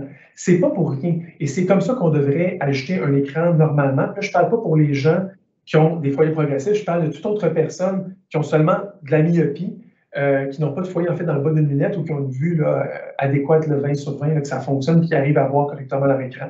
Pourquoi on recommande, dans le fond, de placer le haut de l'écran exactement à la hauteur des yeux lorsqu'on a acheté notre poste? Mais c'est que, de façon naturelle, après, l'œil va tomber de 15 à 20 degrés sur l'horizon. Il va tomber dans la portion qu'on regarde dans l'écran d'ordinateur. Donc, souvent, les gens, je vous dirais, la grande majorité des gens, vous avez, dans le fond, un écran qui est souvent trop élevé. Donc, recommandation, encore une fois, pour la hauteur de l'écran, ajustez votre écran pour que la hauteur, votre œil tombe dans la partie plastique du haut de l'écran et non dans l'écran, même pas dans la partie supérieure de l'écran, mais vraiment la partie, là, le dessus complet de l'écran. Autre chose que vous remarquez aussi potentiellement, c'est que on voit aussi que l'écran il est légèrement incliné vers l'arrière. Pourquoi? Parce que ce qu'on veut, encore une fois, si on dit que l'œil tombe de 15 à 20 degrés sur l'horizon, on veut aussi incliner notre écran vers l'arrière de 15 à 20 degrés pour que l'œil tombe de façon perpendiculaire dans l'écran. Pour quelle raison? Parce que si l'écran est complètement droit, quand je regarde dans la partie plus haute de mon écran versus la partie plus basse, ce n'est pas à la même distance. Et ce que ça va avoir comme impact, c'est que mon œil va devoir faire du focus toute la journée et je risque de fatiguer mon œil plus. Donc, important, l'œil à la hauteur de la partie plastique du haut de l'écran, mais aussi de légèrement incliner vers l'arrière de l'écran. Maintenant, il est 10 heures aussi, je vais vous faire un petit rappel, micro-pause, la gang. S'il vous plaît, prenez le temps pour ceux qui veulent le mettre en pratique. Je vous inviterai à vous lever, prendre un bon 20 secondes. Encore une fois, bougez un petit peu, bougez vos épaules, bougez votre cou, votre bas du dos au besoin pour vous dégourdir un peu. Ça va faire du bien, ça va augmenter votre circulation sanguine. Donc ça, c'est vraiment pour la partie de l'écran pour les gens qui n'ont pas d'enjeu de vision, qui sont seulement liés. Maintenant, pour ceux qui ont des enjeux de presbytie ou des gens, en fait, qui sont, on dit des fois, pour ceux qui le savent, hypermétropes, mais surtout pour les gens qui ont de la presbytie, donc qui ont une perte, dans le fond, là, de capacité de voir près, on sait que c'est ce que j'appelle la crise de la quarantaine oculaire. Vers à peu près 40 ans en moyenne, il y a des gens qui, c'est des fois très jeunes, dans la jeune trentaine, d'autres personnes, ça prend la cinquantaine avant d'arriver, mais on dit que la moyenne, là, souvent, ça commence vers l'âge de 40 ans. Il y a un enjeu, dans le fond, de la vue de près. Donc, les gens se retrouvent à avoir des lunettes à foyer progressif. À moins que vous décidiez d'investir dans une lunette que je vais appeler d'ordinateur. Donc, ça veut dire quoi une lunette d'ordinateur? C'est que la partie, dans le fond, pour focaliser à la bonne distance par rapport à l'écran est dans le centre de la lunette. Donc là, c'est la même chose que la recommandation avant qui s'applique, l'œil à la hauteur du haut de l'écran. Mais pour ceux qui ont un foyer progressif dans le bas de la lunette, on disait plutôt dans la présentation que les gens avaient tendance à faire une extension du cou. Ils se penchaient vers l'arrière pour regarder dans le bas de la lunette en avant. Maintenant, vous remarquez que le point de repère n'est plus le même. Si vous regardez bien le dessin à l'écran il est plus bas que tout à l'heure. Et maintenant, le point de repère pour les gens qui avaient un foyer progressif dans le bas de la lunette, ce serait que le haut de l'écran, toujours la partie plastique maintenant, serait à la hauteur de la bouche, pas à la hauteur des yeux. Donc, vous voyez, là, en général, c'est un bon 2 à 3 pouces plus bas pour vous assurer que vous pouvez garder votre cou droit, donc dans une bonne posture, tout en regardant dans la partie progressive de votre lunette. Donc, vous n'avez pas à pencher la tête vers l'arrière. C'est vraiment important parce que c'est encore un mouvement qui est vraiment non recommandé pour le cou. Donc, petit truc, hauteur de la bouche approximativement. Maintenant, toujours pour les yeux, peut-être 2 éléments qui sont importants parce qu'on n'a pas tendance tout le temps à aborder, mais je pense que c'est quand même important de parler de la fatigue oculaire.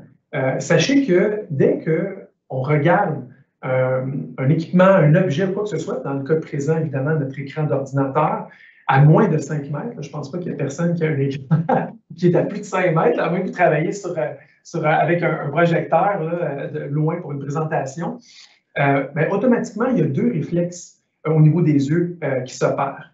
Quels sont-ils ces réflexes? Ben, en fait, le premier, c'est le réflexe qu'on appelle de convergence. Donc, vous voyez dans le premier dessin, on voit quoi? Ben, on voit que les 2 globes oculaires, donc les 2 yeux, vont légèrement changer d'angle pour regarder un point commun qui est à moins de 5 mètres. Donc, il y a un angle qui est créé au niveau des yeux. Et qu'est-ce que ça implique? Bien, ça implique évidemment que les muscles oculaires à l'intérieur des yeux vont travailler, vont être contractés dans le fond pour regarder un objet qui est à moins de 5 mètres.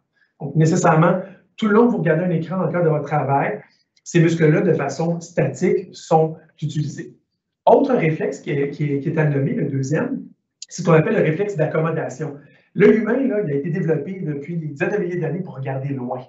On veut voir est-ce qu'il y a un prédateur, est-ce qu'il y a une proie, est-ce que je dois me protéger ou attaquer quelque chose. Donc, je suis fait pour regarder loin. Mais maintenant, étant donné qu'on travaille devant des écrans, bien, évidemment, ça nous amène à quoi? À avoir une contraction au niveau du cristallin. En fait, on doit changer la courbure de notre cristallin à l'intérieur de l'œil pour nous permettre de regarder près. Donc, vous remarquez qu'on a 2 groupes musculaires, si vous voulez, qui vont travailler de façon statique pour nous permettre de regarder l'écran dès qu'on est en train de le regarder, bien évidemment. Donc, ça amène nécessairement une certaine fatigue. Donc, qu'est-ce qu'on recommande, en fond, pour la compensation? Bien, c'est ce qu'on appelle le repos visuel. C'est quoi le repos visuel, en fait? C'est qu'on recommande aux gens, lorsque vous allez faire une micropause, d'inclure dans votre micropause physique aussi le volet physique, mais des yeux. Donc, ça veut dire quoi? Ça veut dire qu'aux 20 minutes, ce qu'on a fait tout à l'heure, donc à 9h20, à 9h40 et à 10h, on a pris une vingtaine de secondes pour bouger, décontracter, bouger les muscles. On va en profiter aussi pour regarder à plus de 20 pieds. Ça, c'est pour les gens dans le système impérial. Grosso modo, là, un plus de 5 mètres, en fait, grosso modo, là, pour les gens dans le métrique. Puis pour quelle raison? C'est pour que les yeux se replacent de façon parfaitement parallèle et d'arrêter la contraction au niveau du cristallin. Donc, arrêter la contraction statique au niveau des muscles oculaires. Donc, le truc à retenir là, pour les gens qui ont peut-être un peu plus le pouce vert, là, qui se reconnaissent, c'est ce qu'on appelle le 20-20-20. Donc, aux 20 minutes, pendant 20 secondes, je vais regarder à plus de 20 pieds. Donc, et en même temps, je vais me lever, je vais en profiter justement pour me dégourdir, comme je vous disais, faire des mouvements pour décontracter mes muscles. Donc, c'est vraiment le truc qui est recommandé. En général, la plupart des gens, vous avez soit une fenêtre ou vous pouvez regarder à l'endroit le plus loin dans votre bureau, potentiellement. Donc, la plupart des gens, vous êtes en mesure de le faire. C'est un bon truc parce qu'il y a beaucoup de gens qui me disent la fatigue oculaire, qu'est-ce qu'elle leur amène? Elle leur amène des fois des céphalées, un petit peu une perte de concentration, des fois de l'irritation au niveau des yeux ou de l'assèchement des yeux. Donc, ça peut aider effectivement là, pour les gens qui auraient ce type de problématique-là. Voilà. Maintenant, prochain point, en fait, c'est concernant l'éblouissement. Je ne veux pas nécessairement aller trop dans le détail de l'éblouissement, mais je voulais quand même noter quelques éléments importants sur l'aménagement de votre poste de travail. Beaucoup des gens qui sont à la maison, parce qu'évidemment, à la maison, en plus, j'ai vraiment un pouvoir de déterminer où est-ce que je vais travailler, dans quel angle je vais placer ma table de travail, ou des fois, dans certains cas, au niveau du bureau, c'est possible aussi. Peut-être 2-3 éléments peut-être à retenir. Premièrement, dans un monde idéal, j'aimerais dans le fond que la source lumineuse des fenêtres, si vous avez des fenêtres dans votre bureau ou à la maison, que cette source-là soit le plus possible perpendiculaire à votre visage. Donc, que vous ne soyez pas face à une fenêtre, ni dos à une fenêtre pour éviter justement qu'il y ait un éblouissement soit direct au niveau du soleil, dans vos yeux ou de la lumière du jour, ou le contraire, que la lumière réfracte dans votre écran et revienne vers vos yeux. Donc, idéalement, ce sera une petite chose, un petit truc que je vous donnerai. Puis aussi, vous remarquez à l'écran, les différents dessins, on essaie de ne pas avoir de l'éblouissement direct. Il y a une espèce de mode des belles lumières, qu'il n'y a pas d'abat-jour, qu'il n'y a pas de protection, quoi que ce soit, mais c'est quand même un agresseur potentiel au niveau de l'œil. Donc, c'est comme si j'envoyais la lumière directement dans l'œil sans qu'elle soit filtrée. Donc, faites juste attention. C'est normal d'avoir des fois certaines douleurs ou de l'inconfort visuel associé à une trop forte luminosité potentiellement. Puis de cette façon, en la gérant, si vous voulez, ça vous permet de faire attention. Puis un dernier petit élément par rapport à l'éblouissement ou à la lumière, je pourrais dire, c'est par rapport à la période de l'hiver. On s'entend, on est en train de sortir de l'hiver. Je pense que tout le monde est content, mais l'ensoleillement change dans l'année, évidemment. Puis quand on se retrouve dans la période près du solstice d'hiver, bien, des fois, on commence à travailler, il fait noir, puis même des fois, on finit de travailler, puis il fait noir aussi. On a peu de temps d'ensoleillement. Donc, juste à vous assurer qu'il y a une certaine constance dans la quantité de lumière que vous avez dans votre milieu de travail, juste pour vous assurer justement que votre œil ne finisse pas par se fatiguer et compenser la perte de lumière qui pourrait être associée à une fenêtre, justement, donc la lumière du jour qui peut avoir un impact positif. Donc, voilà pour l'éblouissement. Maintenant, en fait, je vais faire l'exercice avec vous de l'aménagement complet, en fait, de la chaise et du poste de travail. Vous allez voir, ça prend seulement quelques minutes. Peut-être que certaines personnes vont vouloir le faire en même temps, ceux qui sont en mesure de le faire. Puis je vais essayer de m'assurer de couvrir autant les gens qui ont vraiment une chaise, là, je veux dire, ergonomique, entre guillemets, là, dans laquelle plusieurs composantes d'ajustement sont présentes, mais autant je vais essayer de compenser pour les gens qui n'ont pas nécessairement une chaise qui permet autant d'ajustements. Donc, essayer de couvrir le plus de gens possible, donner des trucs pour vous aider dans le cadre de votre aménagement, de votre ajustement de votre poste de travail. Donc, je vais prendre la caméra sur moi, s'il vous plaît, puis je vais vous présenter, en fait, faire le petit exercice, en fait, d'ajustement au niveau de la chaise. Donc, le premier point, dans le fond, que j'aborde, c'est l'assise en tant que telle. Donc, on va regarder, dans le fond, 3 composantes importantes. Quelle est la bonne hauteur d'une chaise, la bonne profondeur lorsque c'est le cas, et aussi l'inclinaison de la chaise. Il y a l'enjeu de la largeur, mais c'est vraiment souvent la largeur, on s'entend, c'est une largeur qui est fixe. Il y a des chaises qui sont un peu moins larges, puis des chaises un petit peu plus larges, mais surtout les composantes qu'on a vraiment du pouvoir, des fois, sur les chaises, ce sont les 3 hauteurs, profondeur et inclinaison. Donc, ce que je vais commencer, dans le fond, je vais m'asseoir sur la chaise, puis je vais vous montrer, dans le fond, différentes positions potentielles qui peuvent être problématiques. Première chose, dans le fond, c'est par rapport à la hauteur trop basse. Les gens qui seraient assis sur une chaise et que la chaise serait trop basse pour eux. C'est quoi les points de repère qui nous permettent de se rendre compte, dans le fond, oui, qu'il y a une problématique potentielle? Bien, c'est en général, on va remarquer quoi? Que les jambes pointent vers le ciel, en fait. Donc, on va remarquer qu'il y a un angle, dans le fond, qui est positif au niveau des cuisses. Et c'est problématique, pourquoi? Parce qu'à ce moment-là, beaucoup du poids de mon corps se retrouve seulement sur mes fesses. Et ça génère quoi? Ça génère un point de pression, donc de l'inconfort potentiel. Donc, si vous dites « Ah, mes cuisses pointent vers le ciel », la chaise, elle est assurément trop basse, ça veut dire qu'il va falloir surélever la chaise. Donc, réajuster la chaise vers le haut, ou pour les gens qui utiliseraient une chaise qui est fixe en termes de hauteur, bien, ajouter un coussin ou quelque chose qui me permet de rehausser, dans le fond, la hauteur de mes fesses pour arriver à le point idéal et optimal à une cuisse qui est à peu près à l'horizontale. Autre chose, bien, l'autre extrême, si vous voulez, c'est quelqu'un qui a une chaise qui est trop haute. Que ce soit une chaise encore là fixe ou ajustable en hauteur. Ça veut dire quoi quand elle est trop haute? Bien, je vais remarquer que mes cuisses, maintenant, pointent vers le bas. Et qu'est-ce que ça donne aussi? Ça donne aussi que les cuisses sont déformées. On sent une espèce de compression qui est beaucoup trop grande au niveau de la cuisse et c'est inconfortable. Ça enlève la capacité de la circulation sanguine au niveau des cuisses. Donc, qu'est-ce qu'on fait pour compenser encore une fois? Bien, on veut diminuer maintenant la hauteur de la chaise. Aussi, c'est déjà la bonne hauteur pour votre bureau. L'autre chose, bien, ça serait d'utiliser quoi? Un support pour les pieds pour rehausser encore une fois la cuisse, pour repositionner mes 2 cuisses à l'horizontale. Donc, il y a vraiment cet enjeu-là parce que la compression, mauvaise circulation sanguine, ça va être assurément un inconfort. Donc, c'est quoi le bon juste milieu? Bien, c'est d'avoir les cuisses qui sont vraiment, comme ici, à l'horizontale. Donc, je n'ai pas une cuisse déformée et compressée. J'utilise un maximum de fesses et de cuisses, donc de surface de contact avec ma chaise, pour éviter des points de pression et maximiser la circulation sanguine. On le disait tout à l'heure, c'est quelque chose qui est vraiment important pour un confort optimal au niveau du poste de travail. Ça, c'est pour la hauteur. Maintenant, pour la profondeur en tant que telle, certaines chaises, pas toutes, là, ça va dépendre des gens, mais pour les chaises qui sont ajustables en profondeur, en général, il y a deux composantes possibles. Souvent, ça va être une manette qui est à l'avant, un peu comme dans une voiture, donc une manette pour avancer et reculer. Donc, ça veut dire que l'assise permet d'être avancée ou d'être reculée.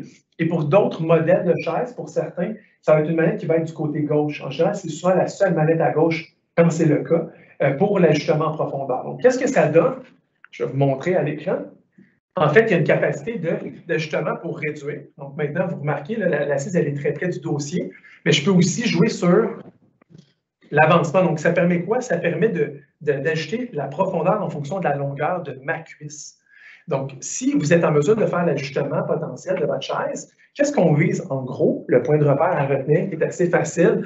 On dit aux gens, en gros, d'avoir à peu près là, un genre de 2 pouces, 5 cm à peu près entre l'arrière du genou et la fin de l'assise. Donc, la petite distance qu'on voit ici à l'écran. Parce que ce que je ne veux pas, dans le fond, ce serait d'être une chaise qui est trop profonde ou, comme on disait, on est comme coincé à l'arrière, en fait, du genou qui est ici. Là. Je crée une compression à l'arrière de mon genou. Ou le contraire, une chaise qui serait beaucoup trop courte pour quelqu'un de vraiment grand. J'aurais beaucoup trop d'espace en avant ici. En fait, je suis un peu plus de côté. Ici, et là, j'ai très peu de surface qui est appuyée, qui est assise. Et là, ça devient confortable. Ceux qui ont une chaise qui est fixe à la maison, parce que ça se peut, des gens qui n'ont pas nécessairement une chaise ergonomique, en tout cas avec ajustement, si la chaise, la profondeur de l'assise, elle est trop grande et ça génère encore une fois la compression à l'arrière de mon genou, ce que je vous recommande, c'est d'ajouter un coussin sur votre dossier, ce qui va vous permettre de vous avancer dans votre chaise, toujours en étant appuyé au niveau du dossier, mais de dégager justement l'espace qui est nécessaire en arrière de votre genou pour éviter la compression. Donc, c'est un truc aussi que vous pouvez utiliser pour les gens qui n'auraient pas cette capacité d'ajustement. Maintenant, l'angle de la chaise, l'angle de l'assise, en fait, de la chaise. Il y a deux choses. La plupart des chaises ergonomiques qui sont ajustables ont la capacité, dans le fond, d'inclinaison au niveau de la chaise, donc on peut bouger. Il y a des gens qui ont tendance à travailler beaucoup, beaucoup trop loin. C'est ce que j'appelle un peu la position L-rang, si vous voulez, là, beaucoup, beaucoup trop incliné vers l'arrière. Puis le problématique, c'est que quand je vais trop m'incliner vers l'arrière, deux éléments, je génère de la compression à l'arrière de ma cuisse, mais surtout, je ne travaille pas en regardant le plafond, je travaille en regardant en avant. Ça veut dire quoi? Ça veut dire que je fais une grande flexion du cou. Et à la longue, ça aussi, ça peut être douloureux au niveau du cou. Donc, je vous recommande fortement de positionner votre chaise pour que, grosso modo, l'assise, elle soit approximativement à l'horizontale le plus possible. Et vous pouvez tricher légèrement vers l'arrière, parce que dans certaines situations, des gens qui utilisent certaines chaises avec un certain type de tissu et le tissu que moi je porte, parce que ça dépend de pantalons, jupes et autres vêtements que vous allez utiliser. Dans certains cas, des fois, ça a tendance à légèrement glisser vers l'avant. J'ai l'impression de glisser dans ma chaise. Donc, qu'est-ce que je vais faire pour compenser? Je vais juste me donner un petit angle de rien vers l'arrière pour être sûr que je reste dans ma chaise. Ça ne bouge pas et je suis stable. Donc, comme ça fonctionne, il n'y a pas de problème. Ensuite, on va parler du dossier maintenant. Le dossier, je pense qu'il est important. Là, on en a parlé un petit peu plus tôt pendant la présentation, mais quand même, je veux bien le couvrir. Il y a deux éléments majeurs à parler pour le volet du dossier, c'est la hauteur du support lombaire, lorsqu'on en a un, et l'angle d'inclinaison. Pour commencer, le support lombaire, j'en ai parlé tout à l'heure, je veux l'ajuster vraiment pour qu'il épouse mon creux lombaire, à moi de mon dos. Quelqu'un qui n'a pas la capacité d'ajuster son dossier, parce que c'est une chaise fixe, mettons, je vous le disais tout à l'heure, un petit coussin ou ça peut être une serviette qui est roulée, qui peut être placée directement au bon endroit dans mon creux lombaire. Ça permet justement de compenser l'absence de support lombaire dans le dossier. Et pour ceux qui auraient le dossier ajustable, en général, il y a comme trois modèles, je dirais, différents. Le premier modèle, pour la plupart des gens, vous avez une molette ici que vous pouvez visser, dévisser sur votre dossier qui vous permet d'ajuster votre dossier en hauteur.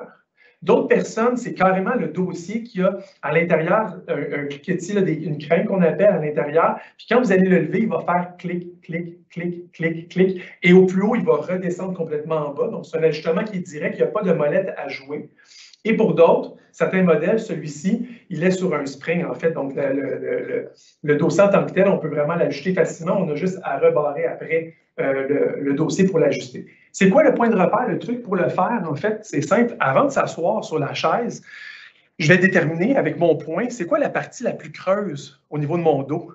Et par la suite, quand je vais m'asseoir, ce que je désire, c'est d'ajuster le dossier pour que le support lombaire arrive exactement dans la partie la plus creuse que j'ai touchée au niveau de mon dos. Donc, je vais m'asseoir après, je vais déterminer avec mon poing la partie la plus creuse et je vais m'ajuster puis je vais placer mon dossier, que ce soit à crinque, avec la molette ou avec le système que j'ai présentement, et je vais l'ajuster pour dire que, là, la partie la plus bombée, elle est exactement où j'avais mis mon poing juste avant, et là, je peux maintenant barrer mon dossier et il est parfaitement ajusté. Et là, j'ai vraiment un confort. Je ressens vraiment qu'il y a un soutien au niveau de la portion lombaire. Ma courbure naturelle de ma colonne vertébrale est bien meilleure. Gros avantage. Pour l'angle, rapidement, c'est un peu le même principe que tout à l'heure, l'inclinaison de la chaise. Je ne veux pas un angle qui est trop vers l'arrière, parce qu'encore une fois, je vais casser le cou vers l'avant. Mais je ne veux pas non plus un angle qui est trop prononcé vers l'avant, parce que j'ai l'impression de tomber tout le temps. Je ne suis pas reposé dans mon dossier. Donc, ce qui est recommandé, grosso modo, légère inclinaison vers l'arrière, juste pour dire que ça me maintient en posture et je n'ai plus à bouger. Donc ça, c'est pour le dossier, les deux éléments principaux qui sont à retenir. Maintenant, pour les accoudoirs, ceux qui servent des accoudoirs, parce que c'est sûr que si vous travaillez sur votre surface de travail directement, on baisse les accoudoirs au minimum, puis on veut qu'ils passent en dessous de la table, évidemment, parce que je veux travailler directement avec les bras sur la table. Je vais revenir dans 2 petites secondes, puis je vais pouvoir terminer avec ça. Mais avant toute chose, pour les accoudoirs, pour ceux qui en ont et qui les utilisent, si vous pouvez les ajuster, évidemment, parce qu'il y a différents ajustements qui existent, autant le bras peut être potentiellement ajustable, dans le fond, en largeur. Désolé, j'avais comme un petit blocage. Je vais juste les débloquer pour vous le montrer en même temps. Donc, je peux avoir les bras, vous voyez que là, ils sont au maximum de la largeur, puis je vais les réduire pour les rapprocher de moi. Donc, ça, maintenant, les deux appuis-bras sont plus près de moi. Je t'ai rendu au niveau des appuis-bras. En fait, ce que je voulais mentionner, c'est qu'on avait différents ajustements, dans le fond, potentiels. Je parlais de la largeur, des bras carrément, des appuis-bras. Donc, ce qu'on désire, en fait, c'est quoi? C'est d'avoir les appuis-bras le plus près possible de soi. Mais dans certains cas aussi, vous avez l'avantage d'avoir les coussins des accoudoirs qui sont aussi ajustables potentiellement en largeur. Et le fait de les rapprocher le plus possible, c'est encore mieux. Parce que le désir, la posture désirée, en fait, optimale, c'est les épaules relâchées, mais aussi les coudes le plus près possible du corps. Donc, le fait de rapprocher, dans le fond, mes accoudoirs me permet de quoi? Vous voyez, là, j'ai une posture qui est complètement neutre, relâchée complètement, puis là, ça permettrait de travailler sur un support à clavier. Pour les gens qui travaillent sur la surface directement, je vous montre à l'instant, je vais juste réajuster un petit peu ici mon écran. À ce moment-là, ce qu'on désirait, dans le fond, c'est de justement avoir des appuis-bras qui ne viennent pas, qui ne sont pas obstrués, dans le fond, au niveau de ma surface de travail. Puis ce que je désirais, c'est de les baisser au maximum pour me permettre de m'avancer complètement, le plus près possible, dans le fond, de la surface de travail. Et là, je peux complètement déposer mes avant-bras. Encore une fois, à la bonne hauteur. Je veux vraiment avoir un relâchement. Je vais juste le placer une petite affaire plus haut. Un relâchement au niveau de mes épaules. Je ne veux pas avoir les épaules qui sont rehaussées. Je veux avoir les épaules qui sont vraiment relâchées. Et à ce moment-là, je vais pouvoir travailler directement sur mon clavier avec les épaules qui sont complètement décontractées parce que je n'ai pas de poids en tant que tel dedans. Donc, ça me permet vraiment d'avoir un ajustement complet, comme je vous disais, au niveau de mon écran, de mon clavier, de ma souris et de ma chaise maintenant qui est ajustée adéquatement pour moi. Pour terminer, dans le fond, j'aimerais ça juste aborder les derniers éléments. On peut revenir à la présentation, si vous permettez, pour compléter.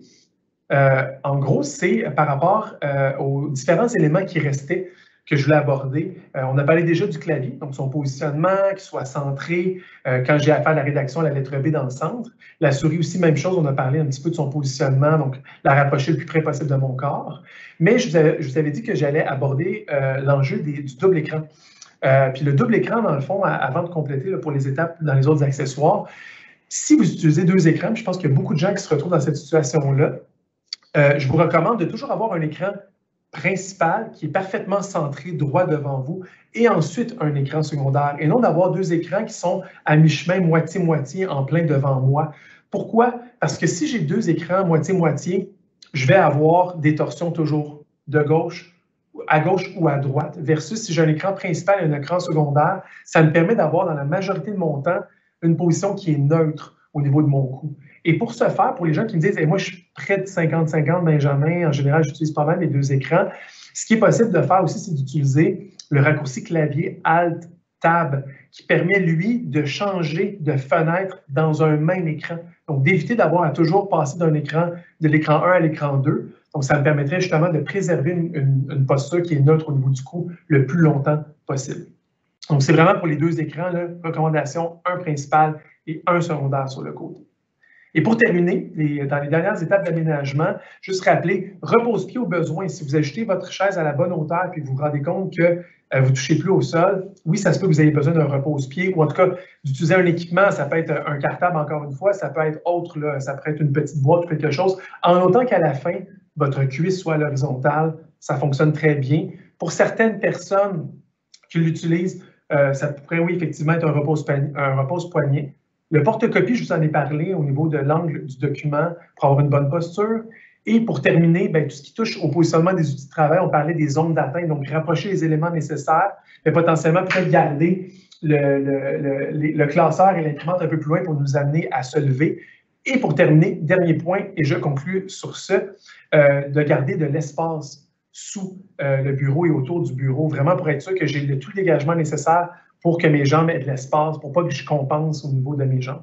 Donc voilà, ça fait pas mal le tour de ce que je voulais vous présenter aujourd'hui, messieurs. Merci beaucoup, Benjamin. On serait rendu à la période de questions. Peut-être juste te mentionner, Benjamin, de replacer ta caméra parce qu'on ne voit pas ton visage. Désolé, oui. Je vais l'enlever. Merci. C'est bon. Merci pour l'ensemble de ces informations. Là, je suis certaine que ça va être fort utile pour les participants de ce matin. Donc, on a eu quelques questions. En fait, on a eu plusieurs. On ne pourra pas passer au travers. Si votre question n'est pas couverte par la période de questions, là, je vous invite à entrer en contact avec Benjamin. En fait, si on n'a pas le temps de traiter votre question, là, je vous invite à entrer en contact avec Benjamin directement. Benjamin, il y a une question qui traite sur la position lorsqu'on utilise un ordinateur portable. Donc, ce serait quoi le positionnement idéal ou les solutions qu'on pourrait mettre en place là, pour respecter les principes d'ajustement? Ça tombe bien. Présentement, en fait, moi, mon portable est sur un rehausseur en ce moment. Pourquoi il est sur un rehausseur? Parce que j'ai ajusté l'écran de mon portable, la partie haute encore, plastique du haut de mon portable à la hauteur de mes yeux. Pour quelle raison? Parce que l'enjeu du portable, c'est que si je le place devant moi et que j'utilise le clavier du portable, mon écran est beaucoup trop bas, j'ai à casser la tête. Et si je veux placer mon portable à la bonne hauteur au niveau de mes yeux, là, c'est rendu mes bras qui travaillent puis j'ai à taper comme ça sur mon portable. Donc, la recommandation pour les gens qui utilisent un portable sur une longue période, c'est vraiment d'avoir, comme moi présentement, puis je penche ma caméra, d'avoir un clavier à part puis une souris à part, là, pour être en mesure d'avoir l'écran à la bonne hauteur du portable et ensuite les deux périphériques externes pour pouvoir avoir la posture idéale. Moi, je vous recommande fortement parce qu'un laptop sur une longue période, c'est sûr que ça va générer des tensions et des douleurs. Donc, l'utilisation seule, ce n'est pas recommandé. Voilà. Merci. Deuxième question. Est-ce que c'est une bonne idée d'utiliser un ballon suisse ou un ballon de yoga au bureau en remplacement d'une chaise standard? Question classique. En fait, il y a deux éléments, je pense, que je mentionne souvent aux gens, à moins que ça vienne d'un biais du médecin, puis il y a un enjeu, quelqu'un qui a une lésion au niveau de la sangle abdominale, quoi que ce soit. Moi, je ne recommande pas le ballon pour deux raisons. La première, la sécurité. J'ai vu trop souvent des gens qui se sont juste levés pour ramasser quelque chose, le ballon a légèrement roulé sur le côté, se sont rassis, puis ils ont une lésion, sont blessés, sont tombés à terre. Ça a l'air niaiseux dit comme ça, mais oui, c'est déjà arrivé, c'est une problématique. La deuxième chose, c'est qu'il y a différentes hauteurs de ballons. C'est un peu comme quand je disais tout à l'heure, on ajuste la hauteur de notre chaise. Il y a des ballons à 45 cm, 55 cm, 65 cm, plus ou moins dégonflés. Ça ne veut pas dire qu'on va arriver à une bonne hauteur de travail. Et en plus, l'enjeu, c'est que je vais être continuellement en train de contracter mes abdominaux. Normalement, j'utilise un ballon, là, ça veut dire que je n'ai pas de dossier. Je vais avoir les abdominaux contractés pour préserver une bonne posture. Avec le temps, qu'est-ce que les gens font? Ils finissent par quoi? En fait, le côté, par s'affaisser. Ils ne sont pas capables de maintenir la contraction musculaire sur une longue période. Donc, ça aussi, c'est un autre problème. En général, ça génère des postures contraignantes. C'est pour les 2 ou 3 raisons là, pour lesquelles, moi, personnellement, je n'irais pas là. Je ne recommanderais pas l'utilisation d'un ballon suisse dans le cadre du travail. Voilà. Parfait, merci. Troisième question. Sur ma chaise, je ne peux pas ajuster la profondeur et je n'ai pas de support lombaire. Est-ce qu'il y a des solutions dans ce cas? Je l'ai un petit peu abordé tout à l'heure. Pour la profondeur, en fait, si la profondeur était trop grande j'aurais tendance à ce moment-là à utiliser, comme je vous mentionnais, un coussin. Parce que le coussin, dans le fond, qu'est-ce qu'il fait? C'est comme s'il me permettait de m'avancer. Donc, je génère de l'espace supplémentaire. C'est sûr que si ma chaise, elle était vraiment trop courte, là, il y a une problématique parce que je vais rester assis sur une chaise qui est toujours trop courte. Il faudrait vraiment avoir un autre type d'assise nécessairement. Mais pour les assises trop longues, qui est 95% du temps la problématique, un coussin. Puis, rappelle-moi, Christine, c'est pour la hauteur aussi, hein, c'est ça, la hauteur ou le support lombaire? Excuse-moi, j'ai comme un petit blanc sur ta question. C'était pour la profondeur. La profondeur seulement, bien, c'est ça. La profondeur, c'est vraiment le coussin en tant que tel. J'ai une collègue ici, justement, à l'APSAM, où, avant qu'on change le modèle de chaise, sa chaise était trop profonde. Et elle a utilisé, justement, un coussin qui est dédié à ça, justement, pour l'avancer dans sa chaise. Ça dégageait sa cuisse, puis ça fonctionnait parfaitement. Donc, un coussin à la maison ou au bureau, d'amener un coussin, ça doit faire la job. Ça devrait permettre de respecter aussi la courbe lombaire, d'être confortable. Parfait. Est-ce que tu aurais des trucs, Benjamin, pour les gens qui sont grands, là, qui ont plus de 6 pieds et qui ont de la difficulté à trouver un ajustement confortable? Pour les gens qui sont très grands, bien là, il faudrait voir, ça dépendrait, ça serait quoi leur enjeu particulier. Moi, je fais 6 pieds 2. Je suis capable de m'ajuster sur une table, je suis capable de m'ajuster sur un bureau. Je travaille aussi à la maison, on est beaucoup en télétravail. Là, présentement, je suis au bureau aujourd'hui, mais je n'ai jamais eu vraiment cet enjeu-là particulier là, de ne pas y arriver. En général, je vois ça beaucoup sur les gens à 6 pieds 4, 5, 6 en montant, où là, on tombe dans vraiment hors norme, c'est pas péjoratif, là, mais on tombe dans le 98e percentile et tout ça. Là, ça se peut que les bureaux soient rendus pas assez hauts ou quoi que ce soit, mais en général, c'est pas tant un enjeu parce que si je suis plus grand, bien, je vais ajouter mon écran plus haut ou je vais ajouter soit un livre ou un paquet de feuilles, quelque chose pour le rehausser. En général, les chaises à la position maximale. Moi, j'ai des grandes jambes, je fais 6 pieds 2, puis la hauteur maximale d'une chaise ajustable, c'est trop haut pour moi. Fait que j'aurais encore de l'espace pour quelqu'un, mettons 10 pieds 4, 6 pieds 5, qui pourrait fonctionner sur une chaise comme ça. Et si c'est une chaise fixe à la maison, là, j'aurais tendance vraiment à ajouter un coussin ou deux de plus, vraiment pour me rehausser, pour me positionner de façon adéquate. Mais je n'ai pas vraiment eu tant que ça une problématique à 6 pieds. Pour moi, c'est rare, c'est vraiment des cas là, particuliers là, où les gens sont très, très grands. Là, c'est vrai qu'il y a du mobilier particulier, des fois qu'il faut qu'il soit en conséquence pour y arriver.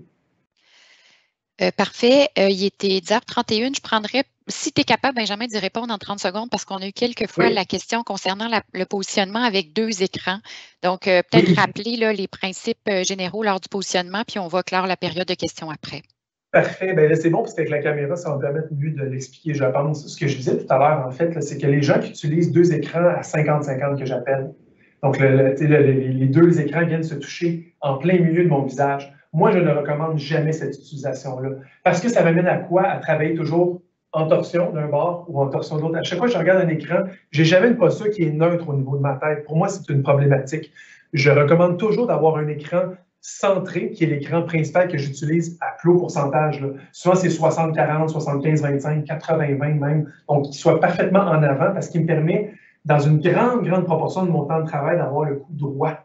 Et ensuite, l'écran secondaire, de temps en temps, d'aller le chercher. Que ce soit à gauche ou à droite, c'est vraiment à votre discrétion. Mais d'avoir un écran principal, pour moi, c'est ultra recommandé. Et pour favoriser l'utilisation supplémentaire de l'écran principal, puis je t'amène avec ça, Christine, d'utiliser le raccourci Alt-Tab que je vous mentionnais, en appuyant avec votre pouce, en maintenant le bouton Alt, ALT, là, qui est dans le bas de votre clavier à gauche. Je tiens avec mon pouce et j'appuie une fois, tout en maintenant le Alt avec mon doigt sur le bouton Tab, ou les 2 flèches là, qui sont comme ça avec une barre verticale. Ça va me permettre d'aller chercher les différentes fenêtres ouvertes dans mon ordinateur et basculer dans le même écran principal les fenêtres. Ça veut dire quoi? Ça veut dire que je maintiens encore là une position qui est neutre au niveau du cou sur une beaucoup plus longue période, ce qui est bien meilleur. Donc, c'est vraiment ma recommandation, l'utilisation de 2 écrans, un principal, un secondaire. Voilà. Parfait, super. Merci, Benjamin. On a des commentaires dans les questions-réponses. La présentation a été vraiment appréciée, en fait, et ta performance aussi a été très appréciée. Donc, on va passer au mot de la fin. Génial. Bien, en tout cas, moi, je voulais vous remercier. Ça termine effectivement notre présentation. Un gros merci, en fait, d'avoir été présent. J'espère que ça va être très utile pour vous. J'espère que vous avez trouvé des trucs qui vont vraiment vous servir autant à la maison qu'au bureau. Je vous rappelle qu'il y a beaucoup d'informations qui se trouvent dans le thème ergonomie du site web de l'APSAM. Donc, vraiment, allez-y. Je vous invite fortement à le consulter. C'est sûr que c'est une valeur ajoutée pour vous. Et aussi, pour tout notre enjeu pandémique actuellement, je veux vous rappeler aussi qu'il y a un dossier qui est complet, qui a été développé pour vous soutenir dans la mise en œuvre des mesures de prévention pour la COVID-19. Donc, encore une fois, sur le site Internet de l'APSAM, je vous invite aussi à aller regarder ce dossier-là qui est continuellement mis à jour. Donc voilà, je vous souhaite une excellente fin de journée. Au plaisir de vous croiser. Au revoir.